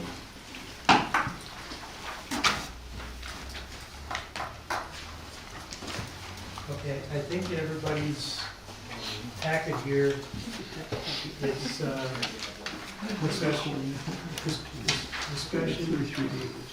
and approval of Sergeant Ade's resignation.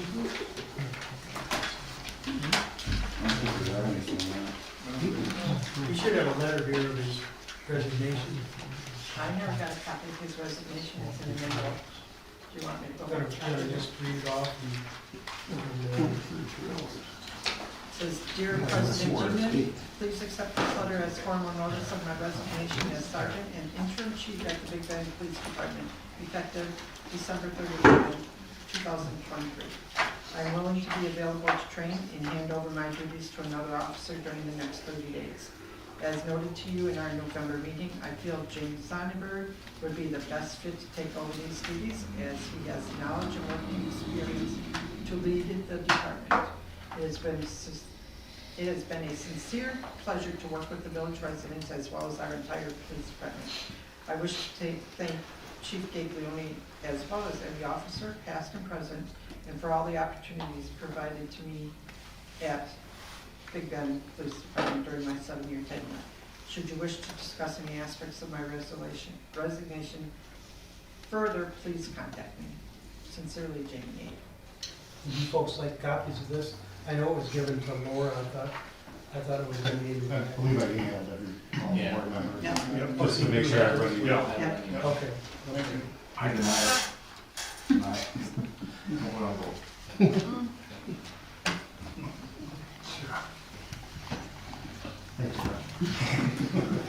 Can I say something? Sergeant Aid, while I had court going on, I've had people actually come to court and say, you know, they got stopped for something, I don't know what it was. They'd say, you know, I had 2 cops stop me. He says, the one guy was a real jerk. The other guy was really nice. And I knew exactly who he was talking about. That was Sergeant Aid. The nice one. I really hate to lose him, but, No, I agree with you 100%. He's been a good officer for us. good sergeant for us, and I hate to lose him too. But, you know, I don't hold it against him because he can move on with his experience and find something that could possibly pay a little more and definitely get benefits, and that's where we're at with our budget problems. So, did you get a copy of this? I don't need a copy. But did you get one? I'm gonna sustain that answer. Okay. I thought you might have gotten it and sent it to your commission, but that's okay. Okay, moving forward. Do we need to take action on that, Jeff? Yeah, we do need to take action on it, yes. With a motion, maybe more comments regarding this, whatever you would like to do. It's been an honor working with you the past few years. Absolutely. You're You gonna will be be missed. missed. Just want to thank you for your service to the community. Thank you. We're gonna miss you. Thank you. I love working here, so I loved all the residents and business owners and everything. And it was, I'll just like that. Thanks, Jim. Okay. Someone want to make that motion to accept the resignation? I'll make the motion to accept his resignation. Do a second? Awesome. Any other discussion? Okay, we'll call for the vote. All in favor? Aye. Any no's on that? Okay. Okay, now we'll move on to the next area. Discussion and consideration of possible action to direct the village attorney to prepare an ordinance repealing the ordinance by which the village police and fire commission was created as codified by section 303.3 of the village code. And I just want to, at this point, make a comment regarding, this has absolutely nothing to do with dissolving the police or fire department. We feel we need one. We've gone through that previously with the fire when we investigated different things. We investigated the police department and we did not go that direction. And so this has nothing to do with that. In my thought, I don't think that the police and fire commission has totally done their job. There's different areas where they've let things go that they shouldn't have. Not all of their positions are filled with individuals that are supposed to have training, and that is neglect. So, and I don't know if you want to talk about this, Mike, or I should, as far as about the commissions in general. Well, Which is 79 tonight? couple of, I was out for a week and got back at midnight on Tuesday night. My brother John was kind enough to provide me with the materials that he picked up in my absence. And I think I could probably read a paragraph out of the Wisconsin Handbook for Police and Fire Commissioners, which I think sets the stage for what's contemplated here. Cities and villages with populations below 5,000 can choose to establish a public police and fire commission by ordinance, as can towns. That happened some time ago. Municipality that establishes a permissive PFC, can later choose to repeal the ordinance created for the PFC. So that's the authority of the law that allows the board to repeal the ordinance that created that. We did not feel it appropriate to actually deal with the form of an ordinance without direction from the board. The board's going to give us direction depending on what your vote is. I should continue on. municipalities that are not required by population to have a police and fire commission cannot discipline police officers or police chief unless they appoint an impartial person or establish a committee of at least 4 members, none of whom may be elected or appointed officials or employees of the municipality to perform the function of a police and fire commission. So I'm just saying that the work that you would, the effort of a police and fire commission would then fall on your shoulders to do everything except what you lack the authority to do, which is to discipline police personnel. And as you're reading there, none of those appointed individuals cannot be a appointed individual by the village. So as you keep reading on the quote that you have, which is part of my packet, those individuals that are going to be the new board cannot be appointed by the village and cannot have any appointment in the village at all. So make sure that you're reading all that as well, please. It's what I read out of the handbook, and I don't know that this discussion is appropriate because it is the board meeting, and I think it's up to them to determine who speaks at this meeting. But what I read was that this person on the committee of 3, none of members of whom shall be elected or appointed officials or employees of the municipality. I think that's what this gentleman was trying to say, but I don't think he said it the way that it reads in the statute and the handbook. So just understand that the board then is going to have this effort fall on their shoulders to serve, to provide the functions of a police and fire commission, except that lack the authority to discipline officers. And that is per the League of Municipalities, so I called and talked to them today, and that's exactly what they told me. A new committee is going to need to be formed, and it cannot, those individuals cannot be in any appointed position in the village. So it has to be somebody totally outside of the village on board that is on that board to be able to do it. So all you're doing, you're eliminating one committee and you're gaining another. That's all you're doing. And it's not called the Fire and Police Commission. Hang on a minute. Do you agree with that, Mike, or with what he's saying? Well, I mean,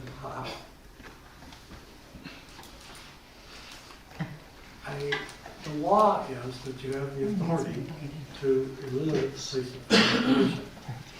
What I'm saying is, and this isn't a matter of law, this is a matter of practicality, you're taking on additional duties that are going to have some time and responsibility associated with them to do it properly. That's not a legal observation, that's a practical observation.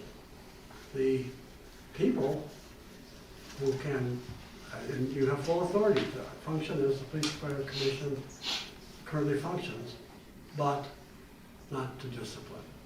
That would have to fall on this appointed person or committee, but none of those members can be elected or appointed officials or employees of the city.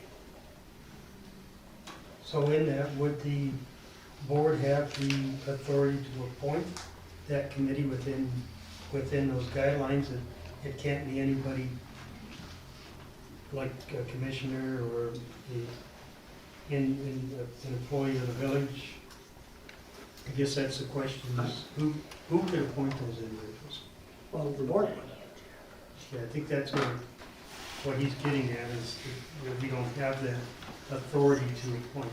No, that's not what You he have said. the authority That's to not what he said. appoint the people on the Police and Fire Commission, which is already established. So why now are we trying to possibly eliminate it to just create a new one that's Right. picked again by the village board? Right. Except it's not called. Correct. Right. I don't get. Right. Yeah, I don't even see why we're addressing this. I don't see the issues that you're claiming that are there, and if they are there, I'd like to see the proof of it before we're disbanding anything as far as commissions go. It makes no sense to And even do that. that's your choice to look into what I've said, is not all of the people that are on some of these departments that go through the Police and Fire Commission are qualified. They can be hired within a certain amount of time, but they have to get their qualifications to do some of these jobs. So has this all been documented that we can see? Sure, you can go to the police and fire commission and see who's qualified to do what. Go to the state. So they have to, anybody that serves on the police and fire commission has to have training and certification for that training? No, applicants The for positions have to be People that are properly working on these qualified and departments trained for have to positions. have, well, take for police You're, and fire. you're talking about like actual people working for the police or fire department? Employees. Say, Not the people that are on the police and fire commission? right. So you take the case of the fire department, not everyone is qualified to be an EMT. Not everyone is qualified to be a firefighter. There is a provision that when they get hired, they can have, I don't know what it is, John, a year or two to get that completed. Yeah. And then if they don't have. However long we give them a probation period. I thought it was 6 months. No, it's 18 months. Why are we just hearing about this now, though? 24-hour notice. It's the first time I've ever hearing about it. That has nothing to do with the fire and police committee, what you just said. That's a question, why isn't the chief making sure that's done? That your comment never came to the fire and police. So why are you tying them two together? So in my personal opinion, I don't feel you're doing your job by making sure that the policies are followed. What job is supposed to be done? The fire and police commission could not put out an application to hire a new chief or sergeant until after these budgets were passed. As Tony just said, nobody could do anything until we knew whether or not there was even any money done. You even acknowledged that. And the packet that I gave you guys, every email you said you were gonna work with us, you wanted to talk to me. You never once reached out to me. I'm not going down this road with you, Mark. You have to. No, I'm You not. have to. You're lying. You're lying. You're lying. You are not. It's proven. That's why I gave you guys this. Can we? I gave you guys this. You have a choice. It's not public comment. This is non-productive. Right. The road that we're trying, don't, Mark, please. Just please, both parties. This is non-productive. I'll completely admit, have we had any conversations about this, by the way? We can't. Have we? We cannot have any Yeah, conversation. I'm just getting it out there. I've been wondering why and how we're doing this. I don't know enough about the police and fire commission. I don't know what we're looking at here to try to do and accomplish, if I'm understanding it correctly. And please tell me if I'm wrong. I'm just simply trying to break this down, maybe for the good of other people to understand. What we're looking to do is to try to eliminate the police and fire commission, which would then put the duties, I believe, onto the board, And except, 3 other people. yeah, the committee of 3. I got that written down now. But that would only be for disciplinary action on the yes. committee of Yeah. 3. So everything else would go through Personnel come up to the board, personnel and finance, so, it'd come up to the board. and then go to the board. Okay, and this would be for, what would we do? Okay, so now, if I may, I want to ask a question of Mark, without anything else besides just a direct answer, please, but what does the police and fire commission do in your aspect of, you're the head, correct? Yes, I am. Okay, so what does the police and fire commission do? If you, The police and fire commission does everything regarding the jobs to the firemen and the police department, except set the budget. okay, So in other words, when there is a new police individual that needs to be hired, the chief would bring that individual in front of the board with prior checkup of that individual, fire or police, and then the board makes the determination whether or not that would be a candidate to be hired. okay. And that does not happen until there's discussion, and especially the circumstance that we're in right now. The village president wanted to talk tonight, and I believe in here, about coming up with a idea about the duties of the new sergeant, or police chief that would come aboard, excuse me. I thought that was in here somewhere. I thought that was. And what I mean by that is, before anybody can be hired, all that has to be decided as to what the qualifications are going to be for that next police chief coming in.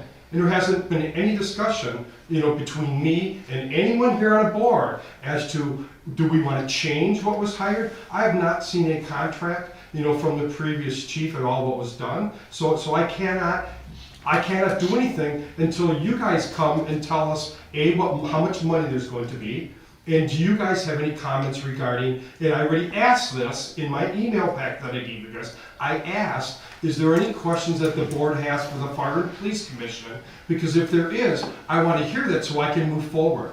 And I'm just being honest, Tony, that's in this packet here that I emailed the village president. So that's our duties. Our duties is to hire people, to interview people, and to make sure that the qualifications and the background checks are done properly. And I didn't do that yet, because I didn't hear anything back from any of you guys. And all these budgets have changed. Sergeant A just gave his resignation on Friday. That changed everything again here now. That changed all this. So to come to this resolution right now is absurd. Because you're going to eliminate one, have to add another, and it makes no sense to do this. All right, that's okay. That's Yes. kind of Yes. away from. Okay. So the other question I have for you Please. is, as long as Please. talking about police and fire commission, hiring, I understand that. What about setting duty parameters or anything? I believe, Jeff, you were mentioning something about the fact of not qualified to do My this or that. email was, what are the requirements and what is their job description? Correct. And Correct. That's all it was. Correct. And I don't have that. why wouldn't you have that as the president? Because none of you guys gave that to me. Nothing was passed from the previous president. I don't see him here right now. Previous president didn't give me anything. And I didn't ask for it yet because when Jamie's resignation just came, it changed everything here. So why don't I have it? Because you guys didn't give it to me. You guys are the one that did that.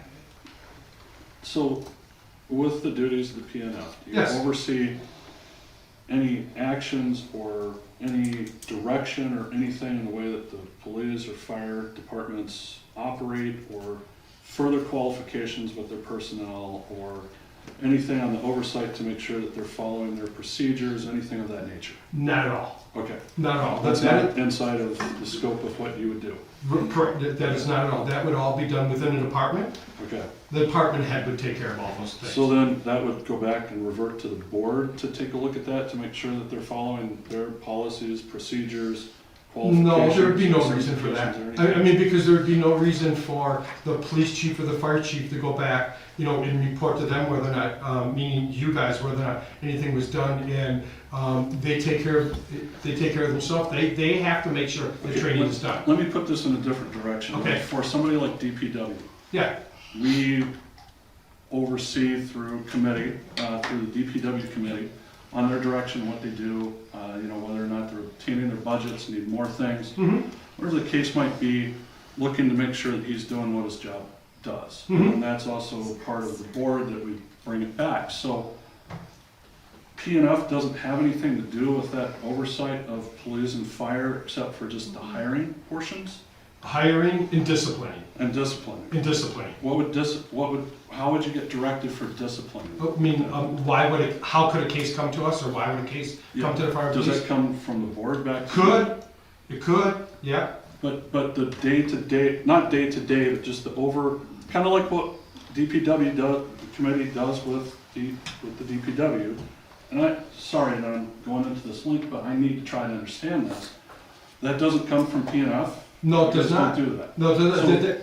So then does that mean that the board is overseeing that to make sure that they're doing their actions and things correctly? Is that the way I'm understanding it? I mean, somebody has to. They have to report to somebody. Who do you guys report to for that stuff? Is it through PNF, or is it straight to the board? If there's a complaint or something, then it goes to the police and fire commission. Yeah. It's basically it's investigated at the officer level or chief's level, and whether there's just cause or not to move something forward to the police and fire commission. Okay, so it does come back into your realm then? It might, yeah, if there's justification. If it's serious enough, if we can't handle it internally. Correct, because what has happened, what the protocol is, according to the League of Municipalities, a complaint has to stay within the department first. For example, the police chief would have to look to see if the complaint is worthwhile. He's the one that would check it out. So I'm just using the police, but the fire would be the same thing. So the complaint comes to the police chief first. Okay. After it goes there, and if it warrants, and he warrants that there needs to be discipline, then he brings that to the Fire and Police Commission. Okay. All right. And then we decide, based upon the information that department head brought, whether or not there's justifications for a discipline or not. Okay. And that could also be brought from him, or could be brought from anyone here on the board. But what I'm understanding then for like directives to make sure that they're, that, hey, I can't even think of an example here, but it would be the operations of the fire department. Let's just put it that way. If for some reason you guys decided upon yourselves that you need to take every Friday off and not be available, don't get any wise ideas, you're not taking Fridays off, but I'm just throwing that out there, then would that be something that you would have to report back to the board through P&F, or not at all? It starts with the department head, it would start with the chief. Okay, all right, Okay, so let me ask that means that really, if you would make a decision that you guys are taking all Fridays off, and again, just using that as an example, If somebody doesn't then nobody's really giving you the oversight from the municipal level or from an oversight commission level to say that makes sense or it doesn't make sense. Yeah, if somebody on the department would have a complaint and then they file a complaint, then it would go to. Well, I'm not even talking about complaint, I'm just talking about just operational procedures that, how you guys conduct. That's handled by the chief. For example, in the PD, the day-to-day operations and hours and everything else are handled by the police chief. Okay. It's his or her operation, that they're the ones that make the scheduling, that handle, whether days are off or approved. And then that would go back through personnel then? No, it wouldn't. No? That's all internal. Okay, That's so it's all internal, so you guys don't report to anybody? Well, at the end, the chief is responsible for making sure the department's running how it's supposed to. But who do you report to? Who do you report to? You guys, when they read the report. Okay, that's what I'm asking. I didn't know if they reported back through to you. No, they reported to you. Or if it reports through to the village board. When they give the minutes here, that they're reporting back to you. Okay, I understand the minutes, but I'm trying to find directive of where P&F fits into this puzzle on things, because I'm familiar with the rest of them, just not as much as how this is handled on this side. Hiring and firing and discipline. Okay, all right. Okay, P&F would also cover grievances filed by the union, just so you know. Yeah. If there's some discipline and the union doesn't agree with that, they would grieve that through the PFC. So that's also an important part of the PFC. Okay, let me ask this.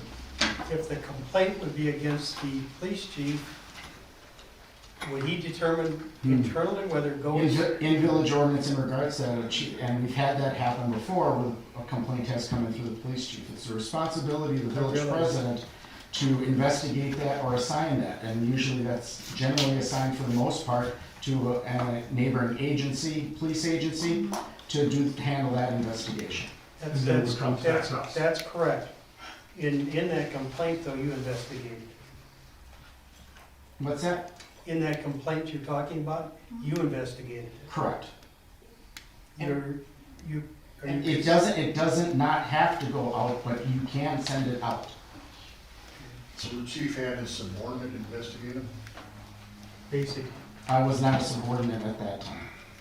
Okay, well, here, and before you say anything, section 3, police department eligibility list and selection process. Okay, it only says here, selection process may include the following steps. This is yours, not mine. One of your steps is reviewing and updating position description, subject to village board approvals. So we don't come up with it, you come up with it and we approve it. Correct. Okay, and you're saying. This is from the statutes of the I got the book here. municipalities. That's where this is all coming from. I've got that, I've got your police stuff here too. You being the chairman of the committee, wouldn't you be the one that would write the job description? I will, absolutely. That's why I said earlier that I've contacted 2 other police chiefs already. I've talked to 2 other city mayors, and I've talked to a police detective already.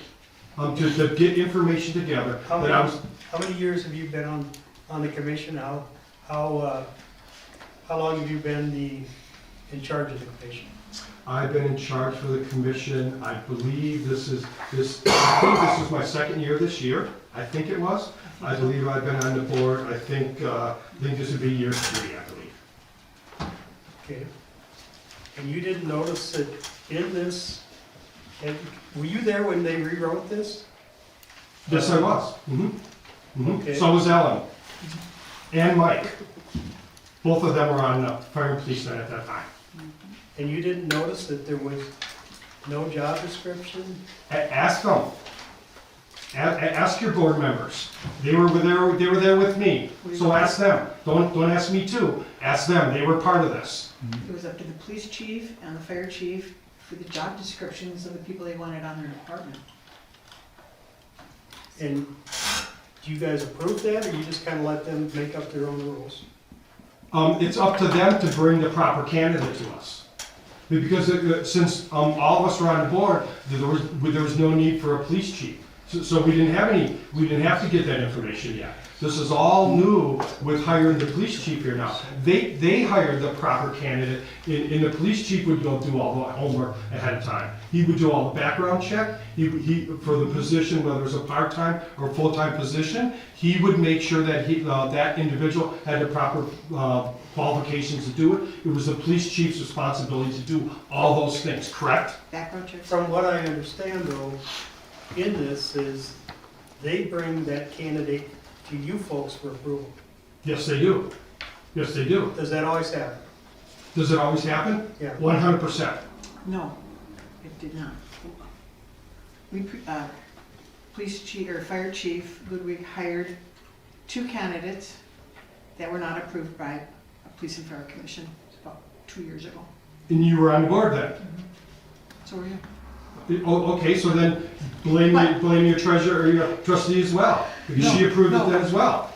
Absolutely. What, That's you why- call this? Yeah, it was Ashley and bringing back another individual that had been on the department prior to. We gave all that information to the PFC. Was not, we did not approve that. You thought he'd been approved, that they had been approved, but they had not been. I would like to hear that name again. Who's that individual? Because I'm going to go back and look. So who are you talking about? What individual are you referring to?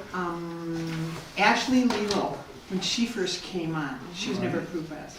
And Joseph Groff, he had been on the department prior, so that was just kind of a given, but they were never And we approved. forwarded all the information to the PFC of those 2 candidates. And Joe Kalanick was president at not- that time. Not approved by the village, by the public. So that's a Joe Kalanick question. And I had a big issue with it, and I thought you should be written up or whatever they do, but it all just kind of fell by the wayside, and we had no legal representation for the Fire and Police Commission. The police department and fire department can use the village legal people, Because I did but not, we had nothing if Joe to represent. was in charge of Police and Fire Commission at that time, and he would have his meetings at noon, so Assistant Chief King come to all those meetings, and I went by what Mark had told me, but all the information was presented to the Police and Fire Commission. Never, no, it was not. Okay, so Whatever, that's 2 years ago, but it was never brought to our attention other than that's how the meetings were ran back then. They were at noon no matter what, and I'm working, so. So when we get a candidate, we review the application sent to the police department for a full background check. From there, it is forwarded then onto the PFC for scheduling of a meeting, and the information is given to them. So let me ask you this, Mark, this is directed to you again Okay. for this, and I'm using the opportunity to try to understand things better. Mm-hmm. We're in uncharted territory here with the need now to find and hire an appropriate police chief and now a sergeant to back up that police chief as well. Can you explain, just so that we can all hear it, on what your thoughts are on how you would like to have the Police and Fire Commission proceed with finding the right candidates, with vetting the right candidates, and to be able to, that process, and maybe even a little bit about the timeline. Oh, okay. And I'm just doing this for my benefit. So And I want to say this to you, seriously, I didn't want to take up more time. This is I think it's important for us to hear. 100% it is, 100% it is. So far, with the police chiefs that I've talked to already, said that the Fire and Police Commission is going to have a hell of a time trying to find someone. First off, they said because you guys have only ratified a 1-year contract, every law enforcement area, and especially all the ones that I've seen at the chief's funeral, they all know what's going on here in the village. And it's not good, Tony. It's not good. Because they know that you guys could be prepared to not have a contract for next year. So you're going to basically, right now, hire somebody with a 1-year contract. And you're not gonna, I'm just saying to you, you asked me a question. So this is what I found out so far. So and number two, and I'm glad you brought up the money thing, because the budget could be blown up by trying to hire the proper candidate. Do you want to hire a candidate? This is information I found out. Do you want to hire a candidate that is going to be a numbers person, that wants to do nothing but go around and get a bunch of tickets? Or do you want a candidate that's going to, try to work within the community, to be a friend within the community? What type of person do you guys want? And these are the questions that I was going to come back to the board with and ask you guys, because now we're starting with a clean slate is the way I'm looking at it. Okay, now we have an opportunity to change the job description. We have because we don't have one. Because we don't have one. Okay. The Fire and Police Commission currently doesn't have one. And I don't know who was even president back when the previous chief was hired here. But believe me, Tony, I can dig it up. But what's more important for me is, by me talking to the other local police chiefs, they're going to give me that information. And I had appointments set up with them for this week, but obviously so many things changed this week from my conversation with somebody else that it totally went off the rails. So I stopped those conversations because I felt if I'm not gonna be part of that decision to be able to hire somebody, I'm not gonna finish my job this week. But I have calls to, as I said, to other chiefs. I have a call into Sue Opper, the Waukesha DA, to help out with this, because this is a big deal that needs to be done, and it needs to be done properly. Because if anybody is going to rush into this, once you get a contract to somebody, and because somebody coming aboard here is probably going to want a couple-year contract, you're locked into that contract. So if somewhere along the way, the village board would decide to eliminate and go out, you're still committed to that individual's contract that you gave him for either 1 year or 3 years. So as you said, you want to give a contract longer, you're locked into that contract. We understand that. Okay.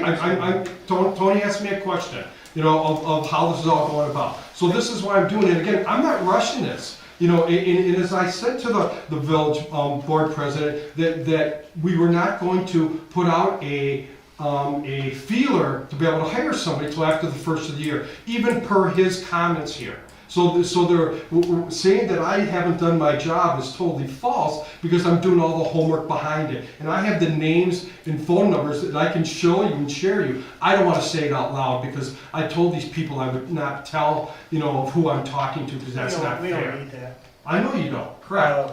Correct. Jamie, you were president when we probably put on a couple of different fire chiefs, or not fire chiefs, police chiefs. Mm-hmm. I was here for Mike Carter, and I was here for Don. Yeah. didn't you have any type of job We descriptions? did, the PFC at that time did, And- they took their time. When Mike left, or actually, I'll go back to when Chief Heffley left, at that time and, was retiring, we didn't have anything as abrupt as what has happened today. The PFC went together, took their time, put a job description together of what they were looking before they advertised. Because they needed something at that time that they needed to put out. If we're advertising for a chief, we need to have stuff, qualifications, everything, so that people know who can apply or who can't. How long did the process take, Jamie? The process probably took a good 3-4 months by the time it was all said and done. Does that echo kind of what you think that you're looking at? 100%. 3 to 4 months? 100%. It wasn't a fast process by any means. We don't want it to be. Even when Chief Hart said, hey, I'm taking a job I've taken a job with the Village of Summit Police Department. He gave the village plenty of time to put stuff together and to make a smooth transition for the village as best as possible. So my next question to that, because we're looking at 3 to 4 months out.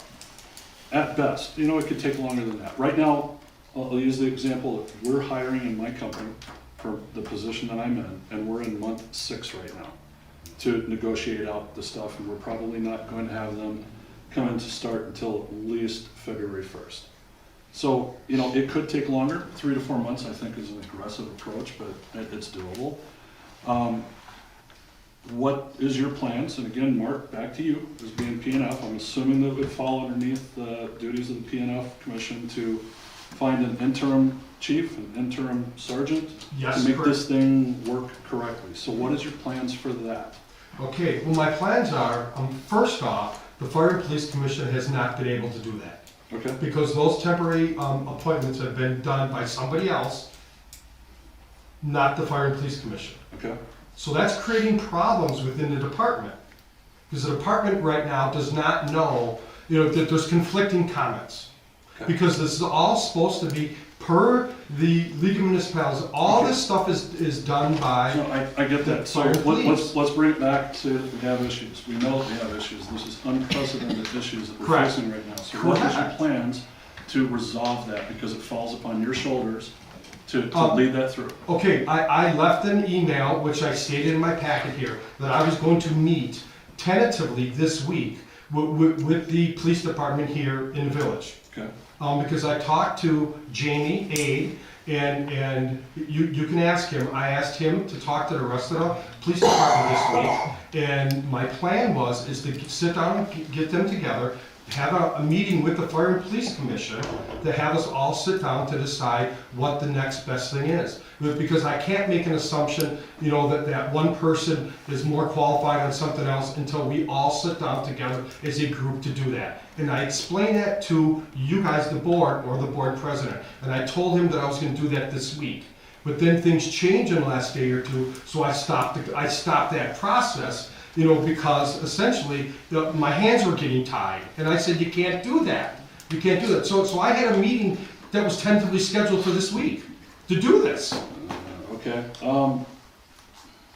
So now that you've put delay on doing that, what's your schedule for getting that meeting together so that we have some semblance of continuity here before Jamie Aid leaves, which is, it's December 7th. Okay. And we're already to Pearl Harbor Day. Okay, so- my comment is, that's up to you guys. You guys put on the board here that you're looking to repeal the Fire and Police Commission. So if you're gonna repeal the Fire and Police Commission, I don't have a schedule. So when you decide whether or not you're gonna dissolve it, I'll start this tomorrow. So Mark, I get that, but I would expect that people would be resilient enough to go ahead and go through this. I'm trying to learn this myself. I don't know any details on why we're trying to do what's on the docket tonight. I'm just putting it out there that it frustrates me to a certain degree that you just put things on hiatus because you thought that something was going to happen on the action. I would presume that you would lead forward with that because days count right now in this whole process. Okay, and I will answer that. Jamie and I talked yesterday. Jamie Jamie A, and I Okay. talked yesterday. Okay. And he said to me, do you want everyone to be able to be there at the meeting or not? And I said, it's up to you. And I said, let's see if we can see. So do we have a hard date for this meeting? If We it's do not gonna not, be this we do week? not right now. Okay. Can I ask Jamie if he's had any contact with the other officers? Because that would determine this. I kind of held off because I didn't know what was going on here. Besides, I had obviously doing 2 different jobs right now. I've had a lot going on. So my plan was to, once we sorted out what was going to go on here tonight, I get a hold of everybody and try and come up with a date that works for everybody as soon as possible. I'm most certainly not trying to put it back onto your shoulders, more so on yours, Mark. We need to set a date. We need to get this thing moving because we're running out of time. Correct. Correct. So my next question is, and maybe my final question, and I'll leave it to anybody else that wants to ask anything, but there's animosity here. There's animosity between you, there's definitely straight to the president, but there's also animosity from you to other people on this board and in this community. And my question is, are you going to be able to lead through this process in a fair manner, looking at everything from a neutral standpoint, as you're going through and leading the PNF down this road to make sure that we have the right people in the right positions moving forward? 100%. I have no vested interest to this really at all. I don't live in a community. I don't really know any of you people at all. You and I talked one time at my office. I have no vested interest into this. I get paid nothing to do all this work. Do you know how much work that I've done the past couple of weeks doing what I'm doing I get here? that, and I appreciate that. I appreciate everybody that offers into this. 100% I can do this without this. Because I have to. That's the job. Can I just ask that you put the animosity and things to the side as we go through this process, so that we don't have that as an additional stress point that we just don't need at this point? Tony, 100%, and I asked for that. I asked for that. My emails show that. I asked for that. I haven't And even I had a know chance to go through you'll it read it because I later, haven't seen but it, so. that's why I gave you guys this stuff. I asked for this. Okay, and I'm going to ask that, I don't know what we're going to decide here, obviously, but if we decide to keep moving down the pathway that we're going, I would hope that people on the board would offer the same as we go down through this. This is a collaboration that we need between all members, the board, police and fire, everyone that's still here on the police force, community members and everybody. I can't stress it enough. I cannot have people just, the anger needs to stay to the side. If you tabled the budget though, how is he supposed to do his job? We if you didn't tabled table the budget. You tabled the budget on the wages. No, we left it open, it's still there. No, The budgets are approved, it's just, we did it so that there's not a set amount for it. So we're not paying $12 an hour for a position. It's not locked in. It's It still can there, go up it's or just down, not- it's still there, the money's there. There is no budget lock. The budget was approved last week. And if anybody would have paid attention to what I talked about last week, that's way too late for things, but it is what it is. Get on the table on people's hands. So, anyway, I have a couple of questions. thank you, everybody. Thank what I you. need to say. It's been established that Jamie, the past president, said there was a guideline for hiring chief, there was a job description. I don't know where it is, and that's what I need. When I said I had legal advice, it wasn't Mike, it was from another community, and I had mentioned in one of my emails not to appoint an interim chief, to take and appoint next in line, and that's what we did with Jamie A. And that's what I felt we should do with Scott. The reason you don't want to do that, and I made mention of this, other communities have been sued when they put in an interim chief and they don't get the job because they go back to just cost of removing a chief.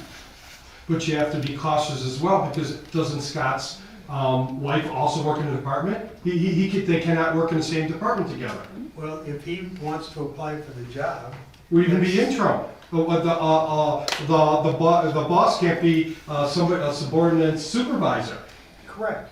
That So- would have to be something he would have to deal with, and he has requested with other people to be considered as chiefs. Sure. One of them wants to he wants to be a part-time chief, Mhm. because he's a chief in another community.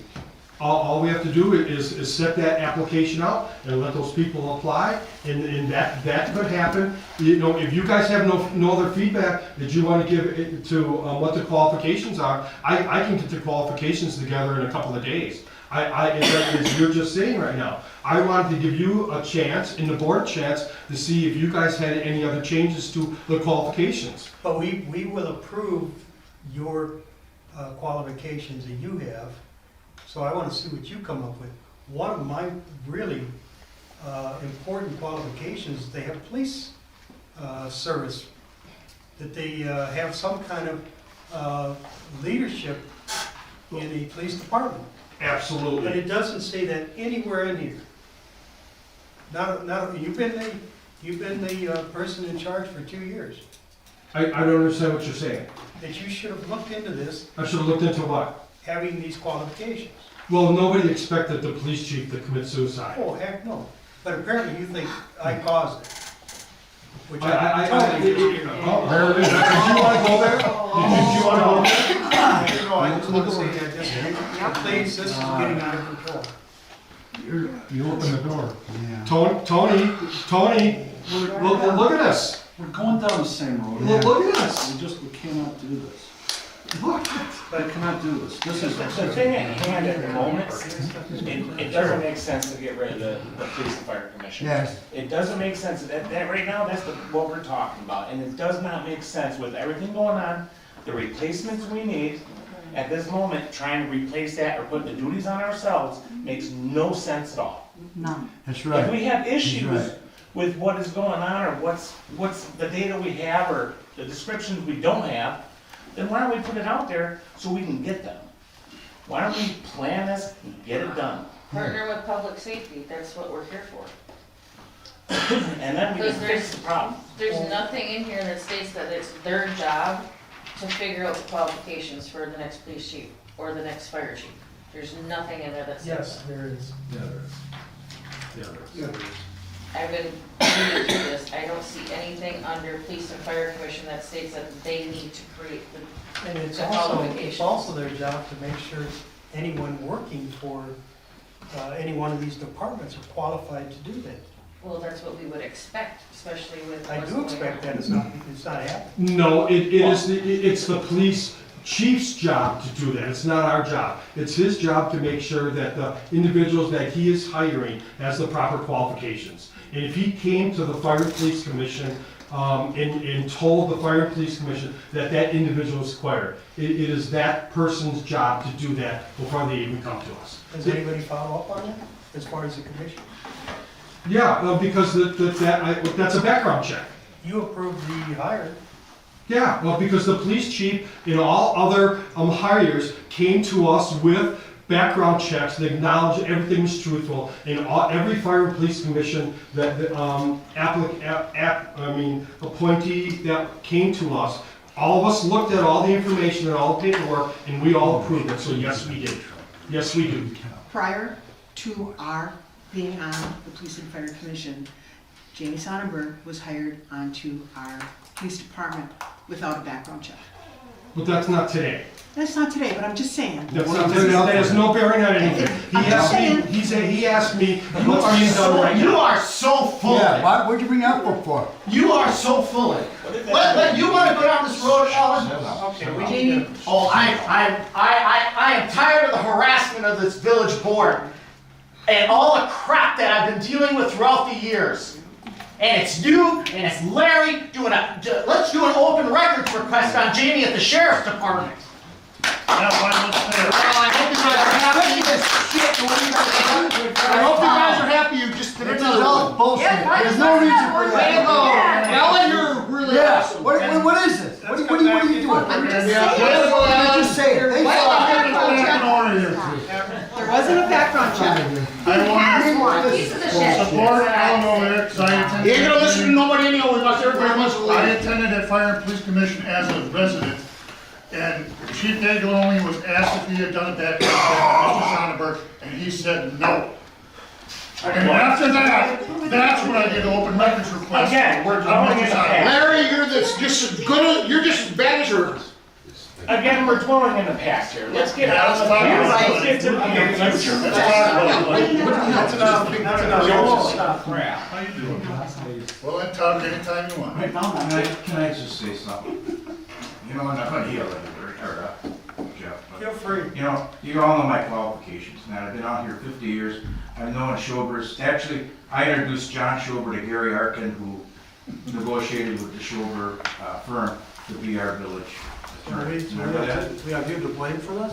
What? Yeah, you got me to blame. For this? So anyway, as far as having a background check on somebody that's already on the sheriff's department, I think it's a little ridiculous. And that's my opinion. Okay? So, that should be a non-issue. We need to. Jeff appointed me to the Fire and Police Commission, and I met Mark. I was on one meeting with him, and I'm very, very, very impressed. He does his homework, he looks up stuff, he's been on the phone with League of Municipalities, and to say you don't have a agenda or a contract or a job description for a police chief. He had a police chief, he's only been on a couple of years. I wouldn't have thought about making up a job description. I would have looked at the old contract, but now we don't know where the old contract is. I think So, in the in job order, description. wait a minute, let me finish. In order for him, or the police and fire commission to have it, none of us, and you admit it, know of any contract. I assume that there's a contract. There's been so many things through the years, and I've been on the plant commission and involved with the village for over 40 years. Because on plant commission, we had plots made up at one time as to what we're gonna do. Lake Park was not supposed to be there, that was supposed to be more industrial. And all of a sudden they dug a hole and made a lake out of it, and now it's a subdivision. But nobody can find all that paperwork, because Sybil Young, bless her heart, worked a lot out of her home, and stuff got stuffed in a box. And try to, so there's a lot of stuff missing. Now we have a former police chief, all his, he had a contract, nobody's seen the contract. I have no idea where it is.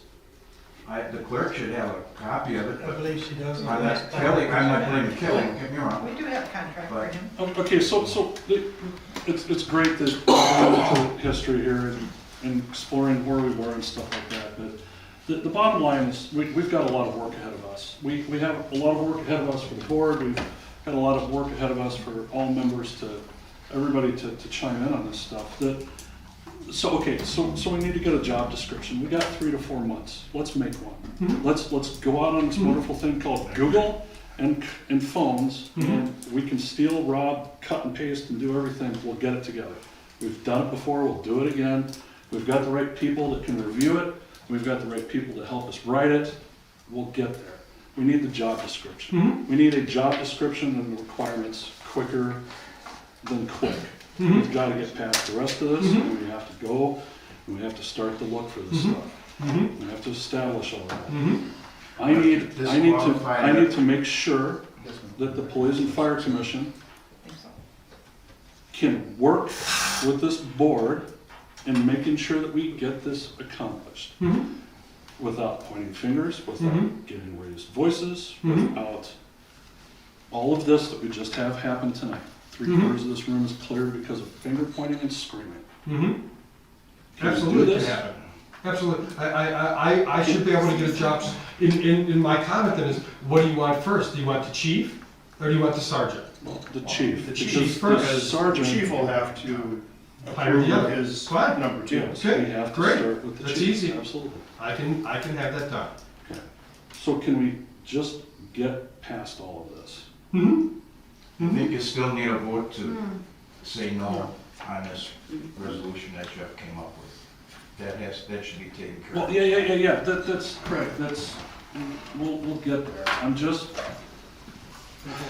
I can't hinge on the fact that I asked you this before and we still broke down and went right back to screaming and finger pointing. I can't have this anymore. My heart won't take it, my head won't take it, but this village won't take it. This village is going to implode if we keep up this crap. The rhetoric and the vitriol attitudes that are happening have to to C's, Mm-hmm. all the way through everything. Mm-hmm. Okay? Do you guys realize the intense background check for a sheriff you have? I've gone through it. I understand that that's all things that have to happen. I don't think that that's anything that we're trying to debate here. It's the process to get to that background check that, no finger pointing. We have to move on from Maybe this. she should have one. We, Okay, let's just move on. We're on this section here. Discussion and consideration of possible action to direct the village attorney to prepare an ordinance repealing the ordinance by which the Police and Fire Commission was created as codified by Section 303 of the Village Code.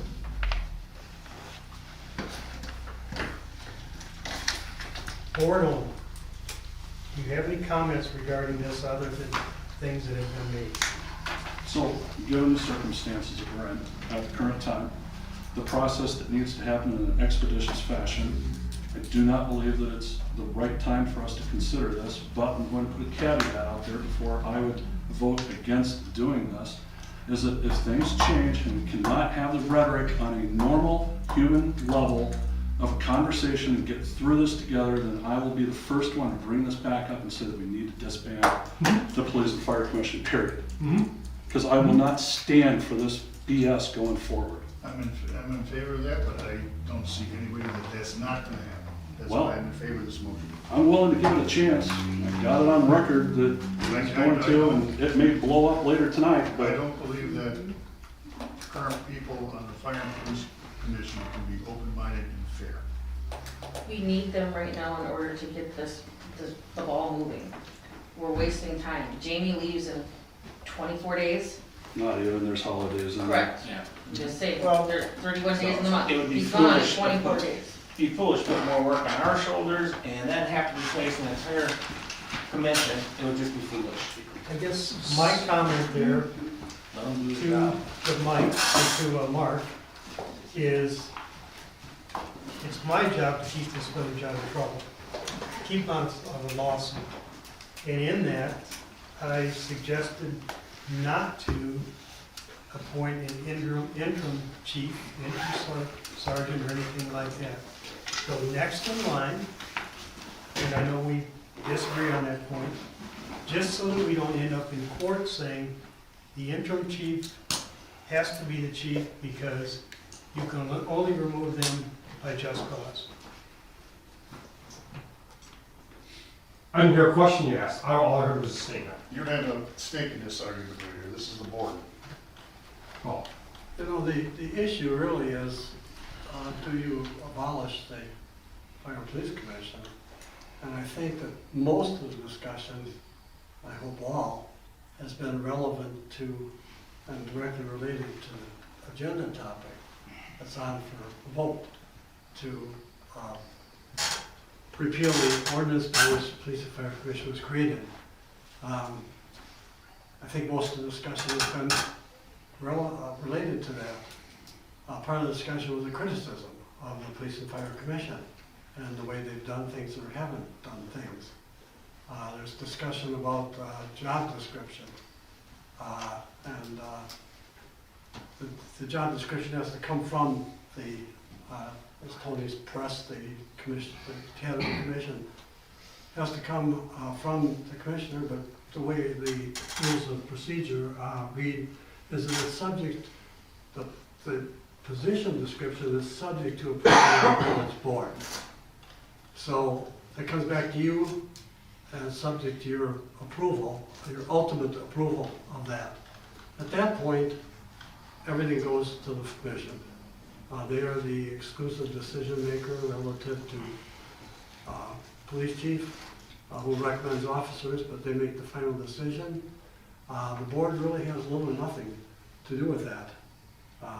The board chairman's asking you for input as to what things you would want to see in this, in the, be asked, or to be asked of the candidates, seeking your input, and hopefully you would provide it by email or now. But of course, it's all up in the air. if there's no longer a police and fire commission, doesn't matter. You're gonna take over those duties. The board will take over those duties, and you're talking about the merits of the practical implications of that, and perhaps also talking about the policy, in some respects, of the Fire and Police Commission acting independent for, in large measure, from the political body. And that's something I think to be considered. I would make an additional point just to make sure that you understand this, that whatever the Fire and Police Commission does or doesn't do, it doesn't really come back to you for review. It all goes to circuit court. The idea being that the commission functions in a way that minimizes the influence or control of elected officials. Much like your Board of Appeals, and zoning Board of Appeals. If there's a variance issue, it's intended to be handled by a quasi-judicial body, which is the Board of Zoning Appeals. So, and it goes to circuit court. So I guess I'm just trying to summarize where we're at. And the question we're back to is, do you instruct us to prepare an ordinance that would, in essence, abolish the Police and Fire Commission for the Village of Big Bend, knowing the duties that would fall on you, except for the disciplinary duties, which are handled by someone that you do appoint, or a committee that you appoint? Any questions? I don't have any questions, but if I could have a minute of everybody's time to bounce off of what Tony has said and the emotions that we've looked at tonight, and with respect to Mark and the hard work that he's already put into this. I would ask for consideration of allowing Attorney Schober's office to go forward and draft the proposal in draft form, so that if we do get into a situation where emotions and people's bickering cannot move us forward, we would have something available to us to enact, to take over the process of the hiring of the police chief and the sergeant going forward. Again, that would be a worst case scenario if we cannot work together with the Police and Fire Commission and the village board in unison to make this happen for the best of the village. But at least we would have a small step of having Attorney Schober's office be able to provide us something at a moment's notice if things get that bad that we cannot work together for the betterment of this community. We're not enacting removing the Police and Fire Commission tonight. We're just directing him to prepare the paperwork. That's correct, and that's where, as I stated, we would probably have a second meeting this month. I don't want to do, I think there's enough emotions out there that we need to tone this down, and we need everybody to do their job, but we also need a fail-safe or an insurance policy. And that's all I would look at, allowing Attorney Schober to prepare the paperwork would be an insurance policy, that if things got so contentious between the two bodies that are charged with taking care of this village, that we have to do, you know, the worst case scenario of getting rid of our Police and Fire Commission. But at least we would be prepared to do so if things just got to be the absolute worst. Because again, we don't need any more of what happened tonight. We've had too much of that in this village as it is. We need, it goes both ways too. I'm just gonna leave it at that, just. Yeah. It goes both ways. Yep. But I think having an insurance policy out there of, if we have to, we don't have to wait another month for Attorney Schober to prepare the paperwork. Again, we're not removing the Police and Fire Commission at this moment. We're just asking Attorney Schober to have that paperwork ready for us in the absolute dire worst case scenario. We can always table it, we can always reject it. We don't have to enact it just because the paperwork's there, but at least the paperwork would be there. my 2 cents. Is, Was the motion ever made? no, is that your? No. Is that your motion? I am open to discussion on what I've just said from the board members. We should have a motion, I suppose, really, if we're gonna follow the proper procedure, we got try to have a horse. I agree with what Tony and Mike brought up. Not that I wanna see the police and fire commission go away, but it is a good idea to have it in a draft form in case something goes down in the next 2 to 3 months while we're still trying to hire 2 people that we desperately need right now, in case this starts all over again. Or it gets worse, Correct. where we can't even I'm not saying communicate we're with each gonna other. approve it this month, No. we're not gonna approve it next No. month, just in I'm not saying case that either, I'm just saying, this let's do it in a draft form. shouldn't be happening. And Tracy, I want to correct you on one thing, it's not just 2 people. No, it's, There's it's a more, lot. Yeah, there's we, more that's. No, I just, there too. what happened tonight Oh, with yeah. all of us shouldn't, it shouldn't happen. no. I mean, We've got a lot ahead of us, and we can't have this breaking down. So because I it's guess, gonna based, stress all. Josh, would you like to discuss also? I'm not gonna step on you. No, Just try to keep us moving forward a little bit. No, I'd like to hear what you have to say. I agree with that. I think having a draft would be fine, but yeah, like Tracy said, there's no, I mean, I don't plan on voting on that anytime soon, so. No. So I'll make the motion to direct Attorney Shoger's office to prepare a draft form of an ordinance repealing the ordinance by which the Village Police and Fire Commission was created and codified in section 3.03 of the Village Code. Does that sound correct and acceptable to everyone Correct. of what I'm trying to get towards? And that's consistent with the notice, the agenda, so that's fine. Okay. I'll second. Okay, we have a motion and a second. Now we can have any other discussion anybody would like to have. Again, I look at this as just the absolute worst case scenario where nobody can talk to each other anymore. Then we may have to step in as a board to fulfill our duties to the village, to have a police chief and a sergeant. I can agree with that. I also want this to come back to us to approve the job description, the qualifications for police chief. If we can agree on that, then separately from. From this motion, yes. I think that is something we all have to work on, Let's working deal with the together. motion first, and then we can. Yeah. well, So- this is in our discussion stage, so,